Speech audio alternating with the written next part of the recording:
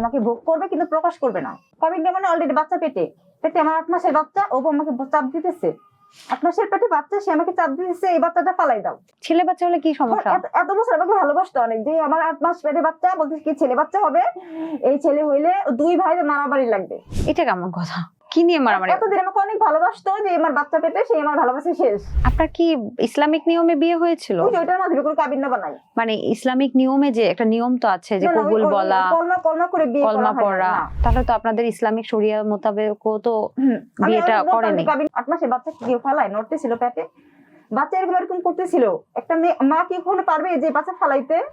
কিন্তু আমি বাচ্চা আমি দাঁড়াই আমি শোয়া থেকে দাঁড়াই গেছি, কান্না করে গেছি যে আমি বাচ্চা ফালাবো না। কতদিন পরে জানতে পারছেন?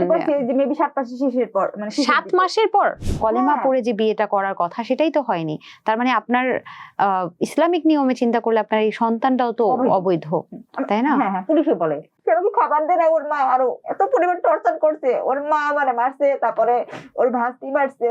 ওর ভাস্তি বলে ছিল চাচুর কাছে জামা কাপড় চাইলে কোন কিছু দিবা না। সবার বিপক্ষে যার সাথে গেলাম সে আমার সাথে ঠকাইলো। স্বাগতম ইটস কমপ্লিকেটেড। এই শোটা মানুষের জীবনের গল্পের শো। দর্শক, আমাদের আজকের সেটে এমন একজন এসেছেন যিনি তার জীবনের গল্প বলতে এসেছেন। তিনি সুদূর ফরিদপুর থেকে এসেছেন। তার জীবনের গল্পটা একটু ভিন্ন। তিনি তার বাচ্চা সহই এসেছেন, কিন্তু তার বাচ্চার যে বাবা, তিনি বাচ্চার স্বীকৃতি দিচ্ছেন না, ইভেন তাকে স্ত্রীর মর্যাদাও দিচ্ছেন না, অথচ ভালোবেসেই কিন্তু বিয়ে করেছিলেন, একে অন্যের হাত ধরেছিলেন। কি এমন হলো তার জীবনে, সেই বিষয়টাই কিন্তু জানানোর জন্য স্বইচ্ছায় আজকে আমাদের সেটে স্মৃতি এসেছেন। স্মৃতি, ওয়েলকাম টু দ্য শো। আমাদের ইটস কমপ্লিকেটেড এর নিয়ম হচ্ছে আপনাকে কিছু প্রশ্ন করব, আপনি উত্তর দেবেন। আপনি কোথা থেকে এসেছেন? ফরিদপুর থেকে। ফরিদপুরের কোথা থেকে? আপনার পুরো নামটা? সুমাইয়া আক্তার সিটি। আপনার কিছু না মনে করলে এই মুহূর্তে আপনার বয়সটা কত? 26 চলতেছে। আচ্ছা, আপনি কি পড়াশোনা করছেন এখন? হ্যাঁ, এখনো পড়াশোনা করতেছি। কোথায়, কি সাবজেক্টে পড়াশোনা করছেন? সহজ সুন্দরী কলেজ, সমাজকর্ম ডিপার্টমেন্টে। আচ্ছা, ফাইনাল ইয়ারে পড়তেছি। আচ্ছা, আপনি এই যে এখানে নিজের জীবনের গল্প বলতে এসেছেন, আপনাকে কেউ কি জোর করে বা প্ররোচনা করে নিয়ে এসেছেন নাকি নিজে ইচ্ছে? নিজে ইচ্ছা। আচ্ছা, আপনি আজকে মাস্ক পরে এই অনুষ্ঠানে বসার সিদ্ধান্ত নিয়েছেন, এটার কারণটা যদি আমাদেরকে একটু বলতেন। এটার কারণ হচ্ছে মানে নিজের সেফটির জন্য। কেমন সেফটি? সেফটি বলতে আমি মুখ খুলে ছবি আগে ছাড়তাম, তো তখন আমার একটা বিরাট সমস্যা হয়, যেহেতু আমি মেয়ে মানুষ, আবার গ্রামে আমাদের বাড়ি, তো ছবি দিয়ে হচ্ছে খারাপ কিছু বানানোর জন্য কি হুমকি দিছিল একবার। এরপর থেকে আমি ফেসবুক চালানো বন্ধ করে দিই। প্রায় 3 বছর অফ থাকে, তারপর চালাই না। তারপর থেকে আমি ফেসবুক আবার রানিং করি, কিন্তু মানে মাস্ক পরে ছবি ছাড়ি। তারপর থেকে আর মানে ফেস কাউকে দেখাই না। আচ্ছা, আপনি বলছিলেন, আমি কিছুটা আপনার সাথে কথা বলেছি, কিছুটা গল্পটা জানি, যে আপনি যাকে ভালোবেসে বিয়ে করেছেন, যাকে চিনে বিয়ে করেছেন, যে আপনাকে প্রতিশ্রুতি দিয়েছিল সারা জীবন একসাথে থাকার, যার সন্তান আপনি নিজের গর্ভে ধরেছেন, সেই মানুষটা তার সন্তানের পরিচয় দিতে চাচ্ছেন না এবং আপনাকে স্ত্রীর মর্যাদা দিতে চাচ্ছেন না, তার সকল প্রতিশ্রুতি ভঙ্গ করেছেন। আপনি এখন স্ত্রীর মর্যাদা চান, আপনার বাচ্চার বাবাকে চান, বা আপনার বাচ্চার স্বীকৃতি চান। একদম শুরু থেকে জানতে চাই, স্মৃতি, কি হয়েছিল আপনার? যে আমার বাচ্চার বাবা, সে হচ্ছে আমার টিচার ছিল। সে আমাকে ছোটবেলা পড়াইতো। কোন ক্লাসে? 5 এ। 5 এ পড়াইতো। 6 এ হচ্ছে 2 মাস পড়ছিলাম তার কাছে, তারপর থেকে পড়া হয় নাই। সে কি স্কুল টিচার নাকি আপনাদের? প্রাইমারিতে চাকরি করে। তখন সে নাদিরপুর সরকারি প্রাইমারি স্কুলে চাকরি করতো। তো এটা হচ্ছে আমাদের গ্রামের স্কুল, ওখানে আমি পড়াশোনা করতাম। তো ওখান থেকে হচ্ছে স্যারের সাথে অনেক ভালো পড়াতো আমাকে, আর খুবই মানে কথা যে এত মিষ্টি মিষ্টি কথা বলবে, মানে ভালো পড়াইতো আমি স্বীকার করি, কিন্তু মিষ্টি মিষ্টি কথা বলতো আর মেয়েদেরকে পাগল বানায় ফেলতো। শুধু আমি না, মানে ওই স্কুলের সব মেয়েরাই তার জন্য পাগল ছিল। কি ধরনের মিষ্টি কথা বলতো আপনার স্যার? বলতে মানে মিষ্টি মিষ্টি কথা থাকে না, যেমন যে তুমি অনেক ভালো পড়াশোনা করতে পারো, এই বিষয়ে বেশি বেশি মানে পড়াশোনার বিষয়ে সে ভালো ভালো কথা বলে মেয়েদেরকে পটায় ফেলতো। পড়াশোনার বিষয়ে কথা বলে কিভাবে পটাইতো? এই যে তুমি এটা খুব ভালো পারো, তোমার হাতের লেখা অনেক সুন্দর। তারপর আবার অন্য টাইপের কথা বলতো, যে তোমার চুলগুলো সুন্দর, তোমার চোখগুলো অনেক সুন্দর, তোমার চেহারা অনেক সুন্দর, অন্য টাইপেরও কথা বলতো। যেহেতু আপনাদের টিচার, আপনি ক্লাস 5 এ পড়তেন তখন, তার মানে তো আপনাদের সাথে বয়সের অনেক গ্যাপ থাকার কথা। হ্যাঁ, অনেক গ্যাপ। আমার তখন বয়স হচ্ছে 10 বা 11 এরকম সামথিং, আর তার বয়স তো 35 প্লাস। উনি কি বিবাহিত ছিলেন? না, তখন আনম্যারিড ছিল। আনম্যারিড ছিলেন। আচ্ছা, তারপর কি উনি কি আপনাকে প্রাইভেটও পড়াতেন বাসায় এসে? হ্যাঁ, সে আমাকে বাসায় পড়াইতো। আচ্ছা, তারপর কি হলো? বাসায় পড়াইতে তখন হচ্ছে তার সাথে আমার এরকম পড়াইতে থেকে তার সাথে আমার কন্টিনিউ কথা বলা লাগতো, কারণ আমি বাসায় পড়তাম আবার ব্যাজেও পড়তাম। তো সেই হিসাবে তার সাথে অনেক ভালো সম্পর্ক। আমার ফ্যামিলি, আমার বাবা মা সবাইকে সে নানা বলতো, আর আমার বাবাকে নানি বলতো, মানে মাকে নানি বলতো আর বাবাকে নানা বলতো। কেন? নানা নানি বলতো, আর আমাকে আমি তার সন্তানের মতো, মানে এই টাইপের কথা বলতো। সে যে তোমাকে বাসায় পড়াইতো, খুবই কেয়ার করতো। আমি অনেক ভালো স্টুডেন্ট ছিলাম, তো সেই হিসাবে তো আমার বাবা মা বা আমার বাসা সবার সাথে অনেক ভালো ক্লোজ। আর আপনি কি আঙ্কেল ডাকতেন? আঙ্কেল না, আমি স্যারই ডাকতাম। স্যার ডাকতেন। আর আপনি যে বলছিলেন যে সবাইকে পটাতো, মানে আপনি ছাড়া আর কেউ পটেছে? হ্যাঁ, আমার বান্ধবী আছে নাজবুন নাহার নামে একটা, তাকে পটাইতো। তারপর স্বর্ণা আছে, আর অনেকগুলো। তার জন্য একটা মেয়েও করছে, আমাদের হচ্ছে পাশের গ্রামের বাড়ি।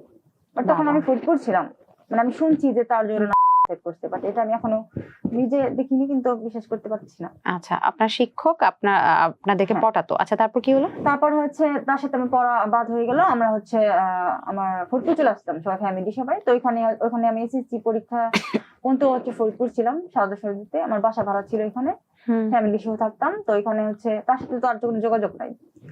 হঠাৎ করে হচ্ছে সে আমাকে একদিন ফেসবুকে নক করে, স্মৃতি কেমন আছো, মানে এই যে তার সাথে আমার কথা বলা শুরু হইলো। অনেকদিন কথা বলতে বলতে বলতে বলতে তার সাথে আবার ভালো লাগা মানে তৈরি হলো মনে। কতদিন পর?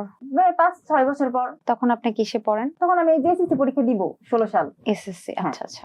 এসএসসি পরীক্ষা দিব, ভালো লাগা শুরু হয়ে যায়। কিন্তু তখন হচ্ছে সে কিন্তু 14 সালে বিয়ে করে ফেলায়। তার সাথে তখন আর কোনো যোগাযোগ ছিল না, আমাদের ছিল না। 14 সালে বিয়ে করে ফেলায় সেটা আমি জানি না, কিন্তু সে 17 সালে, মানে আমি যখন এসএসসি পরীক্ষা দিব, সেই 17 সালে তার ওয়াইফকে ডিভোর্স দিতে। আগের ওয়াইফের নাকি একটা বাচ্চাও নাকি ছিল তার। কত মাস ছিল আমি সেটা জানি না, কারণ তখন আমি গ্রামে ছিলাম না। আমি তো জানি না যে তার ওয়াইফকে ডিভোর্স দিয়ে দিছে। তার মানে এই যে দীর্ঘদিন যে আপনাদের আর কোনো কথা হলো না, এর মধ্যে তিনি বিয়ে করেছেন, বাচ্চাও ছিলেন, এবং আবার ডিভোর্সও হয়েছে, তারপরে উনি আপনার সাথে আবার ফেসবুকে যোগাযোগ করলেন। নক করে আমাকে বিয়ের প্রপোজাল দিল প্রথম দিনই? হ্যাঁ, কারণ সে তো আমাকে বাসায় পড়াতো, তার সাথে তো ভালো সম্পর্ক। এই স্মৃতি তুমি ভালো করে পড়ো, তুমি এটা করে তুমি অনেক মানে করতে পারবা, তুমি ঢাকা ভার্সিটিতে অ্যাপ্লাই করবা, এটা করবা, এটা করবা, মানে পড়ার বিষয়। তো আমাকে বললো যে স্মৃতি, তোমাকে আমি বিয়ে করবো, ওই বউ হচ্ছে ডিভোর্স দিয়ে তোমাকে বিয়ে করবো। তার জন্য তো আমি যেহেতু ম্যারেড, তাহলে হচ্ছে তোমাকে তো এমনি এমনি দিবে না, বা তোমার বাসায় বিয়ে প্রপোজাল পাঠাবো, যে দিবে কিনা। তখন আমি বলতাম যে আমার আব্বু তো আপনার সাথে আমাকে বিয়ে দিবে না, কারণ আপনার সাথে আমার বয়সের ম্যাচুইট হয় না, মানে তার মেয়ের বয়সে হয়ে যায়নি। তো অনেকদিন কথা বলতে বলতে তার প্রতি আমার একটা আবেগ তৈরি হয়ে যায়, মানে তার জন্য আমি পাগল হয়ে গেছি। তাকে ছাড়া আমি মানে কোনো কিছু বুঝি না, আমার বাবা মা আত্মীয় স্বজন কাউকে মানে দেখতে পাই না তখন থেকে। আপনার বয়সটাই তো ওই সময়টা, মানে টিনেজার বয়স, সে সময় যে কোনো একটা প্রেমে পড়লে একদম পাগলের মতো প্রেমে পড়তে। আমার লাইফের প্রথম প্রেম মাস্টার্সের সাথে, তাছাড়া আমি কোনোদিন কারোর সাথে কোনো প্রেম করিনি। মানে লাইফের প্রথম প্রেম মাস্টারের সাথে? ওই যে ওই সে বাবুর বাবা।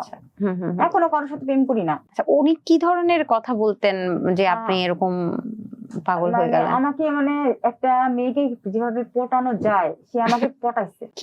কিভাবে বলতে, এই যে তুমি অনেক সুন্দর, তোমার চোখটা অনেক সুন্দর, আমার সৌন্দর্য দিক থেকে, তারপর পড়ার দিক থেকে, তারপর শুনো আমি তোমাকে বিয়ে করে হচ্ছে অনেক রানীর মতো রাখবো, আমরা গ্রামে থাকবো না, আমরা হচ্ছে শহরে থাকবো। তারপর একটা মেয়ে কি চায়, স্বামী তাকে অনেক ভালোবাসবে, অনেক যত্নে রাখবে।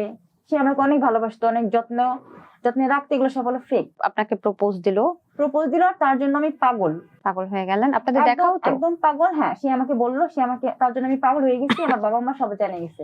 আপনাদের দেখা হতো না, কিন্তু আমার কোনো ফোন ছিল না। সে আমাকে বলতো কি, সে আমাকে বলতো যে তোমাকে একটা ফোন দিবানে, তারপরে একটা সিম দিবানে। সে আমাকে সিমও দিছিল, কিন্তু আমার কোনো ফোন ছিল না। আমি আমার মার ফোন দিয়ে মানে কথা বলতাম মাঝে মধ্যে, কন্টিনিউ না, মাঝে মধ্যে। তারপরে হচ্ছে তো এরকম চলতেছিল। তো হঠাৎ করে সে তার বউকে ডিভোর্স দেওয়ার পর আমাকে নক দিল। তখন আমাকে বলল, স্মৃতি তোমাকে আমি বিয়ে করবো, যেহেতু আমি ম্যারেড, ওই বউকে আমি কোনোদিনও আনবো না। যেখানে আমি ডিভোর্স দিয়ে দিচ্ছি, ওই বউকে আনবো না, তাকে কোনোদিনও আনবো না। তুমি যেহেতু আমি ডিভোর্স দিই, তাহলে তুমিও বিয়ে করো, তাহলে মিলে যাবে দুইজনে। তারপরে হচ্ছে তোমাকে বিয়ে করে মানে আমরা সুখে সংসার করবো। আচ্ছা, মানে তুমি একটা বিয়ে করো, তারপর ডিভোর্স দাও, তাহলে ডিভোর্সে মিলে যাবে, তখন আমরা সুখে সংসার করবো। তারপরে হচ্ছে একদম তার কথা মতো, মানে তার জন্যই পাগল, তার ফ্যামিলি কেউ তার সাথে আমার কোনোদিন দিবে না। তো তার কথা মতো আমি হচ্ছে হঠাৎ আমাকে অনেক দেখতে আসতো প্রচুর, যেহেতু আমি কেবল এসএসসি পাস করছি, এসএসসি পরীক্ষা দিয়েছি, ওই টাইমে মেয়েদের প্রচুর হচ্ছে দেখতে আসে। তো আমাকে প্রচুর দেখতে আসতো। আমি ফরিদপুর থেকে গ্রামের বাড়িতে চলে যাইতাম, যে আমাকে দেখতে আসতেছি, খুব এক্সাইটেড, আসলে টাকা পাবো, মানে একটা অন্যরকম মজা। মানে ছেলে পক্ষ দেখতে আসতো, ফ্যামিলি সহ বিয়ের জন্য। ছেলেরা আমাকে পছন্দ করতো, আমি রিজেক্ট করতাম কন্টিনিউ। আর টাকা নিতেন? হ্যাঁ, ওর কথা মতো। আচ্ছা আচ্ছা। ও বলছে আমাকে বলছে বিয়ে করলে হচ্ছে করে দেবে, ডিভোর্স দিয়ে দিবে। না, প্রথমে বলতো যে আগে বলতো যে আমার ছবিগুলো তুলে রাখ, ছবি বলতে আমি হচ্ছে তার ওখানে প্রাইভেট পড়তাম না, তখন হচ্ছে আমি লিখতেছি বা ইয়া করতেছি, মানে অন্য আমার অজান্তে সে আমার ছবি তুলে রাখতো, বাট সেটা আমি জানতাম না। ওটা কি ক্লাস 5 এর কথা বলছেন? সে আমার আগে থেকে ছবি তুলে রাখতো কিন্তু আমি জানতাম না। আচ্ছা। মানে আমার সামনে সে এরকম করতেছে, এটা তো আমাদের দেখার বিষয় না, স্যার কি করতেছে, আমরা তো তাদের সামনে বসা থাকি। তো এগুলো তো আমার ছোটবেলা থেকেই খুব মানে সহজ সরল টাইপের মেয়ে, আমি অত পেঁয়াজ গোছ বুঝি না যে কি কোনটা কি করতেছে। হঠাৎ করে ওর কথা মতো আমি বিয়েতে রাজি হয়ে যাই। বিয়েতে রাজি হয়ে যাওয়ার পর হ্যাঁ, আমি বলছি আপনাকে ছেলে পক্ষ দেখতে আসছে, তা আপনার তো প্ল্যানিং ছিল আপনি বিয়ে একটা করবেন, হ্যাঁ তারপর ডিভোর্স দিয়ে দিবেন। তাও আমি বিয়েতে রাজি হইতাম না, বলতাম যে ওকেই বিয়ে করবো। মানে আপনার বাবা মাকে অলরেডি বলে দিচ্ছেন? না, তাও বলতাম না, কিন্তু ওকে বিয়ে করবো। আর ও আমাকে বলতো যে তুই একটা ডিভোর্স দিয়ে তারপর আমার সাথে চলে আসো। আচ্ছা। সেম আমি হঠাৎ আমি ইন্টারে হচ্ছে শেষের দিকে, ইন্টারের পরীক্ষা এখন ছেলে পক্ষরা যে আসতো আপনাকে টাকা দিত, এই ব্যাপারটা যে আপনি এক্সাইটেড হতেন, আনুমানিক কতগুলো ছেলে পক্ষ আপনাকে দেখছে? 5 জন তো হবে মেবি, 5 জনের আচ্ছা। বেশি হতে পারে। বাট টাকা দিচ্ছে সবাই, অনেক সবাই আমাকে রাজি হয়ে যায় আমাকে হচ্ছে বিয়ে করার জন্য পাগল হয়ে গেছে। পাগল। কিন্তু আমি হচ্ছে রিজেক্ট করে দিই, কিন্তু মনে মনে তো আসলে ফ্যামিলি সবাই রাগ হচ্ছে। আচ্ছা, মানে মজার একটা ইন্টারেস্টিং ব্যাপার, এখন ছেলে হচ্ছে- পক্ষ এই যে 5 জন যে আসলো কত হ্যাঁ। টাকা দিয়েছে আপনাকে? এই পর্যন্ত অনেক টাকা, মানে 10,000 টাকার মতো এরকম হতে হবে। সবাই ভালো ফ্যামিলি থেকে আসতো, কিন্তু কপাল তো খারাপ। তারপরে হচ্ছে হঠাৎ আমি নৌবাহিনী একটা ছেলে, মানে তখন এমন ওর জন্য আমি এত পাগল হয়ে গেছি, মানে আমি দুনিয়ায় যদি একটা মানে বিশেষ কেডার এনে দেয় তাও আমার ভালো লাগবে না, ওকেই ভালো লাগবে। হঠাৎ আমি বিয়েতে রাজি হয়ে যাই। সে সেনাবাহিনীতে চাকরি করে, নৌবাহিনীতে। তো হঠাৎ ছেলেকে আমি বেশ অত ভালো মতো দেখিনি, মানে আমার তো প্ল্যান আছে যে কোনো রকম বিয়ে। তো তারপর আমার যখন divorce। রোজার টাইমে বিয়ে হয় শুক্রবারে, তো রোজার সময় কি বিয়ে করা যায়? সরি, আমি শুক্রবার জানি না। সন্ধ্যাবেলা ইফতারি করার পর। আচ্ছা আচ্ছা। তো তখন ছেলে পক্ষ আসে নিচে থাকে, কিন্তু আমাদের বাসা 2 তলা, তো আমি উপরে থাকি, যেহেতু আমি ছেলেকে দেখিনি। আর আমাকে ছেলে যখন দেখতে আসছিল তখন একবার দেখছি, কিন্তু আমার তো প্ল্যান ওরে দেখায়, যাকে আমি মানে থাকবো না, শুধু শুধু বিয়ে করবো। ও বলছে শুধু বিয়ে করে ডিভোর্স দিয়ে দিবে, তারপর তোমার সাথে চলে আসবো। সেম ওর কথা মতো প্ল্যান। ছেলের প্রতি দেখার প্রতি আমার আকর্ষণ নাই, যে আমরা করবো না।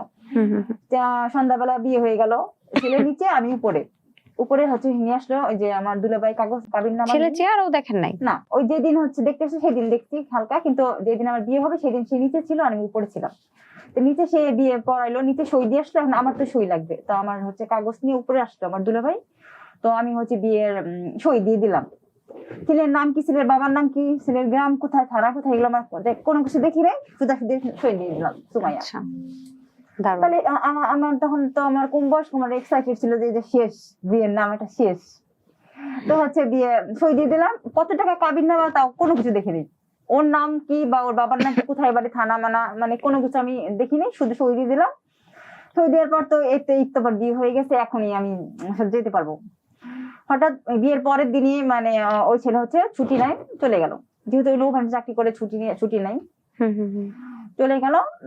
এখন পরের দিন আমি বলতেছি আমার দুলাভাইকে যে আমি হচ্ছে ওই ছেলে হচ্ছে কেমন যেন বড় টাইপের, ওই ছেলে যাবো না। বলদ টাইপের? মানে মিথ্যা কথা। আচ্ছা। ও শিখিয়ে দিছে, বাবুর বাবা শিখিয়ে দিছে যেগুলো বলবা, মানে বলবা ওই ছেলে ভালো না, বলতে আমাকে শিখিয়ে দেয় যে ওই ছেলে ভালো না, বলবা ওই ছেলে ভালো না, ওই ছেলের কোনো সমস্যা আছে, তাই আমার সাথে যাবো না। এখন আমার ডিভোর্স। মানে আপনাকে তুলেও নেয় নাই তখন? না। আপনি আপনার মায়ের বাসায় ছিলেন? মায়ের বাসায়, ছেলে আমাদের বাসায় ছিল একদিন ছিল। হ্যাঁ। আচ্ছা। পরের দিন সে চলে গেছে, কিন্তু পরের দিন সকালবেলায় আমাকে ঝামেলা লাগায়। সে যখন বিয়ে হইলো ওর সাথে, সেই দিন একটার পর, একটা থেকে, যেহেতু রোজার দিন ছিল, একটা থেকে একটা পর্যন্ত হচ্ছে আমি ঘুমানো ছিলাম ভাবির রুমে। তো একটার সময় হচ্ছে ওই ছেলে হচ্ছে আমাদের রুমে ঢোকানো হয়েছে, ঘুম থেকে উঠে 1টা বাজে ঠিক রাতে? হ্যাঁ। আচ্ছা। ওই ছেলে হচ্ছে বাইরে ছিল, মেবি বন্ধুদের সাথে গল্প করতেছিল। তো একটার সময় হচ্ছে আমার রুমে ঢোকার পর 3 ঘন্টা ছিলাম। 3 ঘন্টা থেকে 3টা বাজে, যেহেতু ইফতার রোজা রাখবো, তো সেদিন আমরা রোজাও ছিলাম। তো ওই ছেলে রোজা রাখে নাই, বাট আমি রোজা ছিলাম। কিন্তু আমার তো ধান্দা হচ্ছে ওর সাথে থাকা না। মানে আপনাদের বাসর যেটা আমরা বুঝি ওটা হয়নি? বাসর কিভাবে হবে? আমি তো মানে বিয়ে হয়ে গেছে দূর। তারপরে হচ্ছে 3টার সময় হচ্ছে ফোন নিয়ে আমি ছাদে চলে যাই। আচ্ছা, এই যে 3 ঘন্টা আপনারা থাকলেন, ছেলেটা আসলে তখন তো ছেলেটাকে দেখছেন, হ্যাঁ, তখন ছেলেটার সাথে কোনো কথোপকথন হয়নি যে আমরা নতুন ভাবে সংসার শুরু করছি, বা কোনো ছেলেটার কোনো স্বপ্ন ছিল না? ছেলেটার স্বপ্ন বলতে আমি কোনো চান্স দিইনি, অতটা কথা বলার চান্স দিইনি। কি কথোপকথন হয়েছিল? হয়েছে বলতে যে মানে অনেক কাজ হয়ে গেছে, আমরা ঘুমাই, এটাই আপনি বলছেন তাকে? হ্যাঁ, আর বলতেছি যে এইগুলা খান। কি খাবে? মানে এই যে ফলমূল, মিষ্টি দুধ, এগুলা সে বলতেছিল যে খাবো না। তারপর হচ্ছে আমরা শুয়ে পড়ি।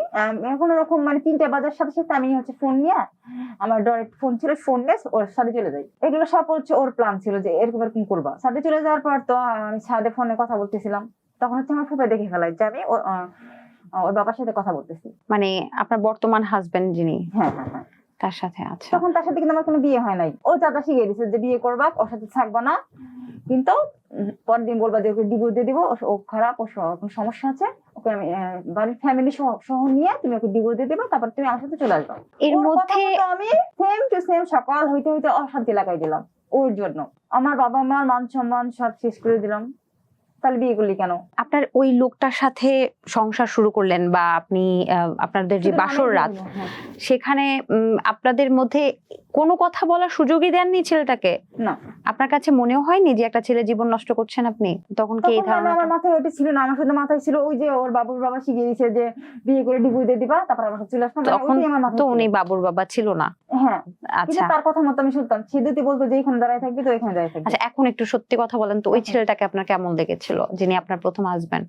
মানে এখন মনে হয় যে ওই ছেলেটাই ভালো ছিল। আপনার আফসোস হয় না? মিথ্যে ভালোবাসার থেকে ওইটা অনেক বেটার ছিল। ওই মানুষটার সাথে কিন্তু আপনি ভয়ঙ্কর প্রতারণা করেছেন, আপনি কি আমি বুঝতে তার পারছেন? জীবন নষ্ট করছি। তিনি একজন আপনি জানেন না, আমি শ্রদ্ধা রেখে বলছি, নৌবাহিনী এবং সেনাবাহিনী যারা কাজ করেন, আমাদের দেশ রক্ষার্থে যারা সীমান্ত রক্ষাকারী বাহিনী সহ যারা এই ধরনের আর্ম ফোর্সে আছেন, তারা নিজের জীবনটা কিন্তু অর্ধেকটা সেখানেই শেষ করে দেয়। একটা ট্রেনিং বা একটা জায়গায় পৌঁছতে হলে, উনি কি ছিলেন আমি জানি না, উনি কোন পজিশনে ছিলেন নৌবাহিনী জানেন কি আপনি? সেটাও শোনেননি। ওই ধরনের পজিশনে পৌঁছাতে কিন্তু অনেক কষ্ট। যখন ওনারা যখন বিয়ের পারমিশন পায়, সেই পারমিশন পর্যন্ত পৌঁছাতে কিন্তু তাদের অর্ধেক জীবনে হেল হয়ে যায়। সেই সময়টা তারা অপেক্ষা করে যে আমি একটা বিয়ে করব, আমি একটা সংসার গোছাবো, কারণ তাদের কিন্তু এছাড়া বিনোদন তেমন কিছু নেই। সেই মানুষটাকে আপনি বিয়ে করলেন, একটা সুযোগ্য পাত্রকে বিয়ে করলেন, করার পর 3টা ঘন্টা শুধু তার সাথে ছিলেন, ঘুমিয়েছেন, আর তারপরে তাকে সকালবেলা উঠে অসম্মানিত করলেন। সারা রাত হচ্ছে তার সাথে কথা বলতেছিলাম, ঠিক সাড়ে সাথে সারা রাত কথা বলতেছিলাম সাথে, কথা বলতে বলতে ভোর হয়ে যায়। মানুষটার চোখের দিকে তাকিয়েছিলেন একবারও? তাকাননি? না, তার সাথে তো আমি থাকবো না, সেই জন্য তার সাথে মানে যার সাথে আমি থাকবো না, আমি এমন একটা মেয়ে যাকে আমি ভালোবাসি, তার কাছেই যাবো। কি পরিমাণ ভয়ঙ্কর প্রতারণা করেছেন আপনি ওই লোকটার সাথে? হ্যাঁ। তারপর আপনি যখন সকালবেলা উঠে হ্যাঁ। বলছিলেন, কি ধরনের সমস্যা বলেছেন? আমি আমার দুলাভাইকে বলতেছিলাম যে ওই ছেলে হচ্ছে একটি বলদ টাইপের, মানে বলদ বলতে কি ওরকম বলদ না আসলে, যেহেতু ও নতুন পরিবেশে আসছে, সে তো আসলে চুপচাপই থাকবে স্বাভাবিক। আমি যদি তার ভদ্রলোক। বাসায় বউ হিসাবে যাই, তাহলে প্রথম দিন তো আমি অন্যরকম ফটফট করবো না, চুপচাপ থাকবো না। তো আমি তো মিথ্যা কথা বলতেছিলাম, এই ছেলের কোনো দোষ আর নাই। কি বলেছেন? বলছি যে ওই ছেলের কেমন যেন বলদ টাইপের, ওই ছেলের সমস্যা আছে, ওই ছেলের সাথে আমি যাবো না। কি সমস্যা আর আছে? বলছে মিথ্যা কথা বলতেছিলাম যে আমার স্যার শিখিয়ে দিতেছিল যে বলবা যে ও প্রেম করে, সেজন্য একটা পর্যন্ত বাইরে ছিল। আমি ঠিক সেম সেখানে ওর কথা মতো আমি বাসায় বলছি যে ও প্রেম করতো, ও লতামের সাথে প্রেম করে, সেজন্য একটা পর্যন্ত বাইরে ছিল, সেজন্য আমি স্ত্রীর সাথে যাবো না তো যাবো না। এটা বলার পর আমার দুলাভাই আমাকে সাপোর্ট দিল, কারণ ওই বিয়ে তো আমার দুলাভাই দিচ্ছে আমাকে, তার মান সম্মান যাবে না, এখন যাবি না মানে পুতুল খেলা নাকি? এতগুলা মানুষের সামনে আপনার বাবা মা পুতুল বিয়ে খেলা দিছে। নাকি? তাহলে আমি একটা তারপরে তো ওই ছেলে হচ্ছে সকালবেলা চলে যায়। ওই ছেলের সামনে এগুলো করেছেন? ওই ছেলে তখন রুমে ছিল, কিন্তু আমি অন্য রুমে ছিলাম, যেহেতু আমাদের ফ্যামিলি বাসা অনেক বড় রুম। উনি শোনেননি? না, আচ্ছা। পরে শুনছে। পরে ছেলে যখন চলে যায়, আমি তো যাবো না, ছেলের সাথে কথা বলবো না, কিছুই করবো না। বিদায়ও দেননি? না, সে চলে গেছে, আমি রুমের মধ্যেই ছিলাম। আর সকাল হয়ে আমি আমার নিচের রুমে, সুপার রুমে ঘুমাই দিয়েছি, সে আমার রুমে। যাওয়ার সময় আপনার থেকে বিদায় নেয়নি? যে যখন চলে যাবে তখন আমি নিচে ঘুমানো, পর আমার আম্মু ডাকে আসলে পরে বুঝতে পারছে, তখন নাকি ওই ছেলে নাকি কান্না করছে যে কি ব্যাপার, মানে নতুন বিয়ে হলে হচ্ছে বউ আর স্বামী এক রুমে থাকবে না। আমি হচ্ছে নিচে আর আমার রুম ছেড়ে দিচ্ছি, আমার রুমে হচ্ছে আমার হাজবেন্ড, মানে যার সাথে বিয়ে হয়েছিল, আর তার দাদা। আমার আম্মু আমাকে ডাকতেছে, মানে রোজা ছিলাম, কিন্তু হচ্ছে আমার হাজবেন্ড হচ্ছে রোজা ছিল না। অবশ্যই মনে কষ্ট পাইছে, সেদিন রোজা থাকে নাই, তো আমাকে বলতেছিল যে চিতি যা ওকে খাবার দিয়ে আসো, কিন্তু আমি যাচ্ছিলাম না। ওই যে আমার তো মনে মনে শয়তান কি, যে তার সাথে আমি যাবো না। আমি যখন হচ্ছে যাই হোক, হঠাৎ আমি 11 তারিখে, আমার তো বিয়ে হয়েছে এপ্রিলে 2017 সাল। হ্যাঁ। সালটা কত? 22। 2022-এর এপ্রিলে বিয়ে হয়েছে। হ্যাঁ। তারপর তো তখন তো ওই যে আমার হাজবেন্ড, তার নাম ছিল লিটন, সে হচ্ছে চলে গেছে। সে হচ্ছে ঢাকা বা কোথায় যেন চাকরি করে, সেটাও আমি জানি না। তার নাম লিটন, মানে এইটুকু জানি, তাছাড়া আমি তার বিষয়ে কোনো কিছু জানি না। মানে আমার তো ওই যে মনে মনে শয়তান কি ছিল, তো যাবো না, তো সে তো চলে গেল, সে তো কষ্ট পাইছে মেবি। তার সাথে আমি কথা বলতাম না, কিছুই করতাম না। তা আম্মুকে বলতো কি চিঠি কথা বলে না কেন। তারপরে গেল হঠাৎ আমি ফরিদপুর চলে আসতাম।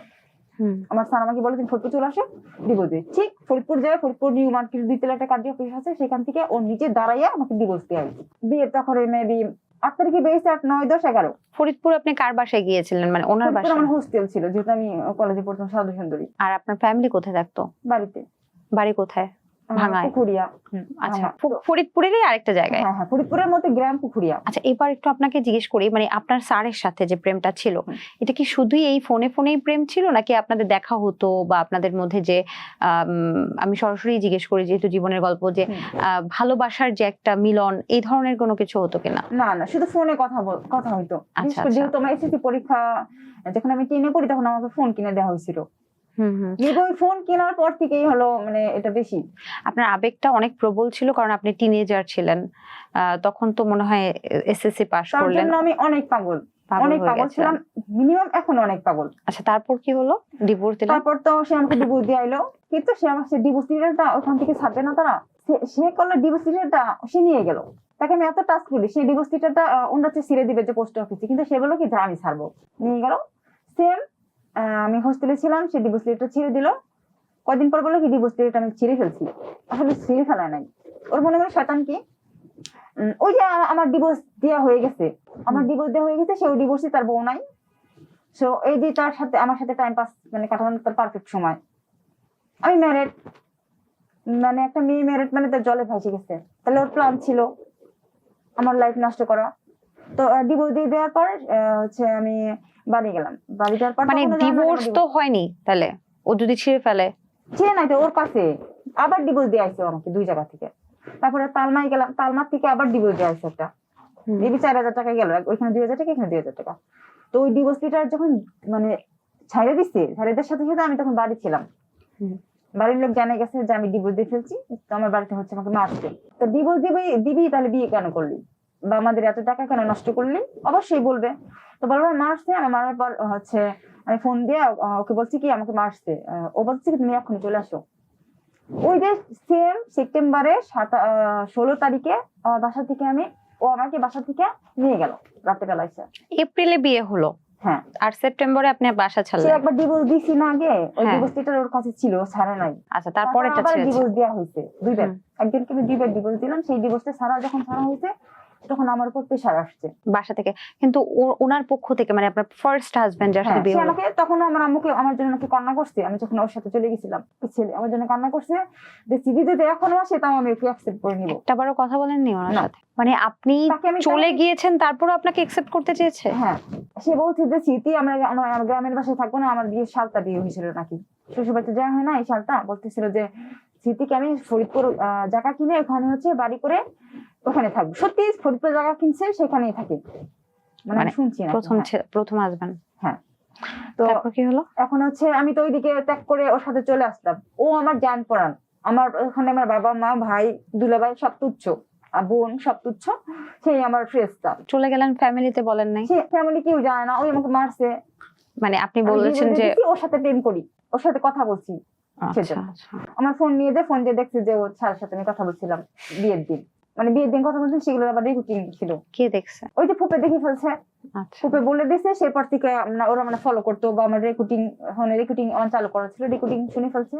যে সে আমাকে শিখিয়ে দিচ্ছে আমার স্যার, যে তুমি ওকে ডিভোর্স দিয়ে দিবা, বলবা যে ওর এই সমস্যা, ও খারাপ, ও প্রেম করে, ও একটা তো ওই মেয়ের সাথে কথা বলছে, এরকম মিথ্যে কথা বানায় বলবা, তারপর ফ্যামিলির সাথে বসে ডিভোর্স দিবা, তারপর তোমাকে হচ্ছে আমি ফ্যামিলিগত ভাবে দিলে দিবে, নাহলে তোমাকে নিয়ে আমি ফরিদপুর রাখবো, সেই কথা বিশ্বাস করে আমি তাকে ডিভোর্স দিয়ে দিলাম। মানে আমি আপনি যে ফ্যামিলি থেকে বের হয়ে আসলেন, বলেছিলেন যে আমি ওর কাছে যাচ্ছি, নাকি বলছেন আমি হোস্টেলে যাচ্ছি? না না, সে আমাকে রাতের বেলা নিয়ে যায় বাসা থেকে। আচ্ছা, নিয়ে যায়। আপনার ফ্যামিলি জানতো না? তাহলে ফ্যামিলিকে কি বললেন কোথায় যাচ্ছেন? না না, আমাকে নিয়ে গেছে যখন, তখন দেখছি আমি রুমে ফাঁকা। ও আচ্ছা, পালাইছেন? পালানো বলে। সে যে পালাইলাম 4 বছর ধরে তার সাথে। পালিয়ে যাওয়ার দিন থেকে পালিয়ে যাওয়ার পর সে আমাকে তার বোনের বাসায় নিয়ে গেল। তার বোনের বাসায় ট্যাগেরাট জিবির পাল, তার হচ্ছে তার মেজ বোন মেপি, ওই বোনের বাসায় নিয়ে যায়। ওই বোনের বাসায় আমরা 2 দিন ছিলাম। 2 দিন থাকার পর 2-3 বা 1 দিন এরকম ছিলাম। থাকার পর হচ্ছে পরের দিন সকালবেলা সে আমাকে ফরিদপুর চলে যায়, সেও ফরিদপুর যায়। ফরিদপুর যাওয়ার পর কোর্ট যেহেতু আমার অন্য জনের বউ, মানে তার মনে কি ছিল আমি জানি না, কিন্তু সে তখন আমাকে অনেক ভালোবাসে। তো আমি হচ্ছে কুচি মেয়ে যেহেতু সবারই ভালো লাগার কথা, ছোট আমি তখন কেবল আমি ইন্টার পাস করছি তখন। আর বা তিনি inter পড়ি না, তার হ্যাঁ। বয়স কত তখন? তখন তার বয়স তো মেবি 36-37 মেবি এরকম হতে পারে। এখন তার বয়স আমি 51, কত চলে গেছে তখন? আপনি কিন্তু প্রথমে বলেছিলেন যে যখন আপনি 5 এ পড়তেন তখন 35 ছিল। 35 প্লাস মেবি। তো 5 এ তো অনেক বছর আগে পড়তেন, আর তখন আপনি যখন পালাচ্ছেন তখন আপনি এসএসসি পাস করেছেন, তার মানে 40 এর উপরে হওয়ার কথা তার বয়স, তাই তো? এসএসসি পাস করে কেবল ইন্টারে ভর্তি হয়েছি সারদাতে। আচ্ছা, তাহলে আপনার বয়স কত ছিল তখন? এই তো 18 হয়েছে। 18 হয়েছে, আর তিনি 40 বছর। আমার বাবা মা বলতো যে ও যদি তোকে বিয়ে করবে তাহলে তো তখন আমার তখন নিয়ে গেল না কেন, কিন্তু আমার মেয়ে বিয়ে হওয়ার পর কেন নিল, এটা তো আমার অমূল্য দিক কথা ছিল। তারপর এরকম চলে গেলাম তার সাথে। চলে যাওয়ার পর হচ্ছে আমি যাওয়ার আগেই অ্যাফিডেভিট কপির মাধ্যমে বিয়ে হয়ে যায়। মানে উনি আপনার সাথে এফিডেভিট বিয়ে করলেন?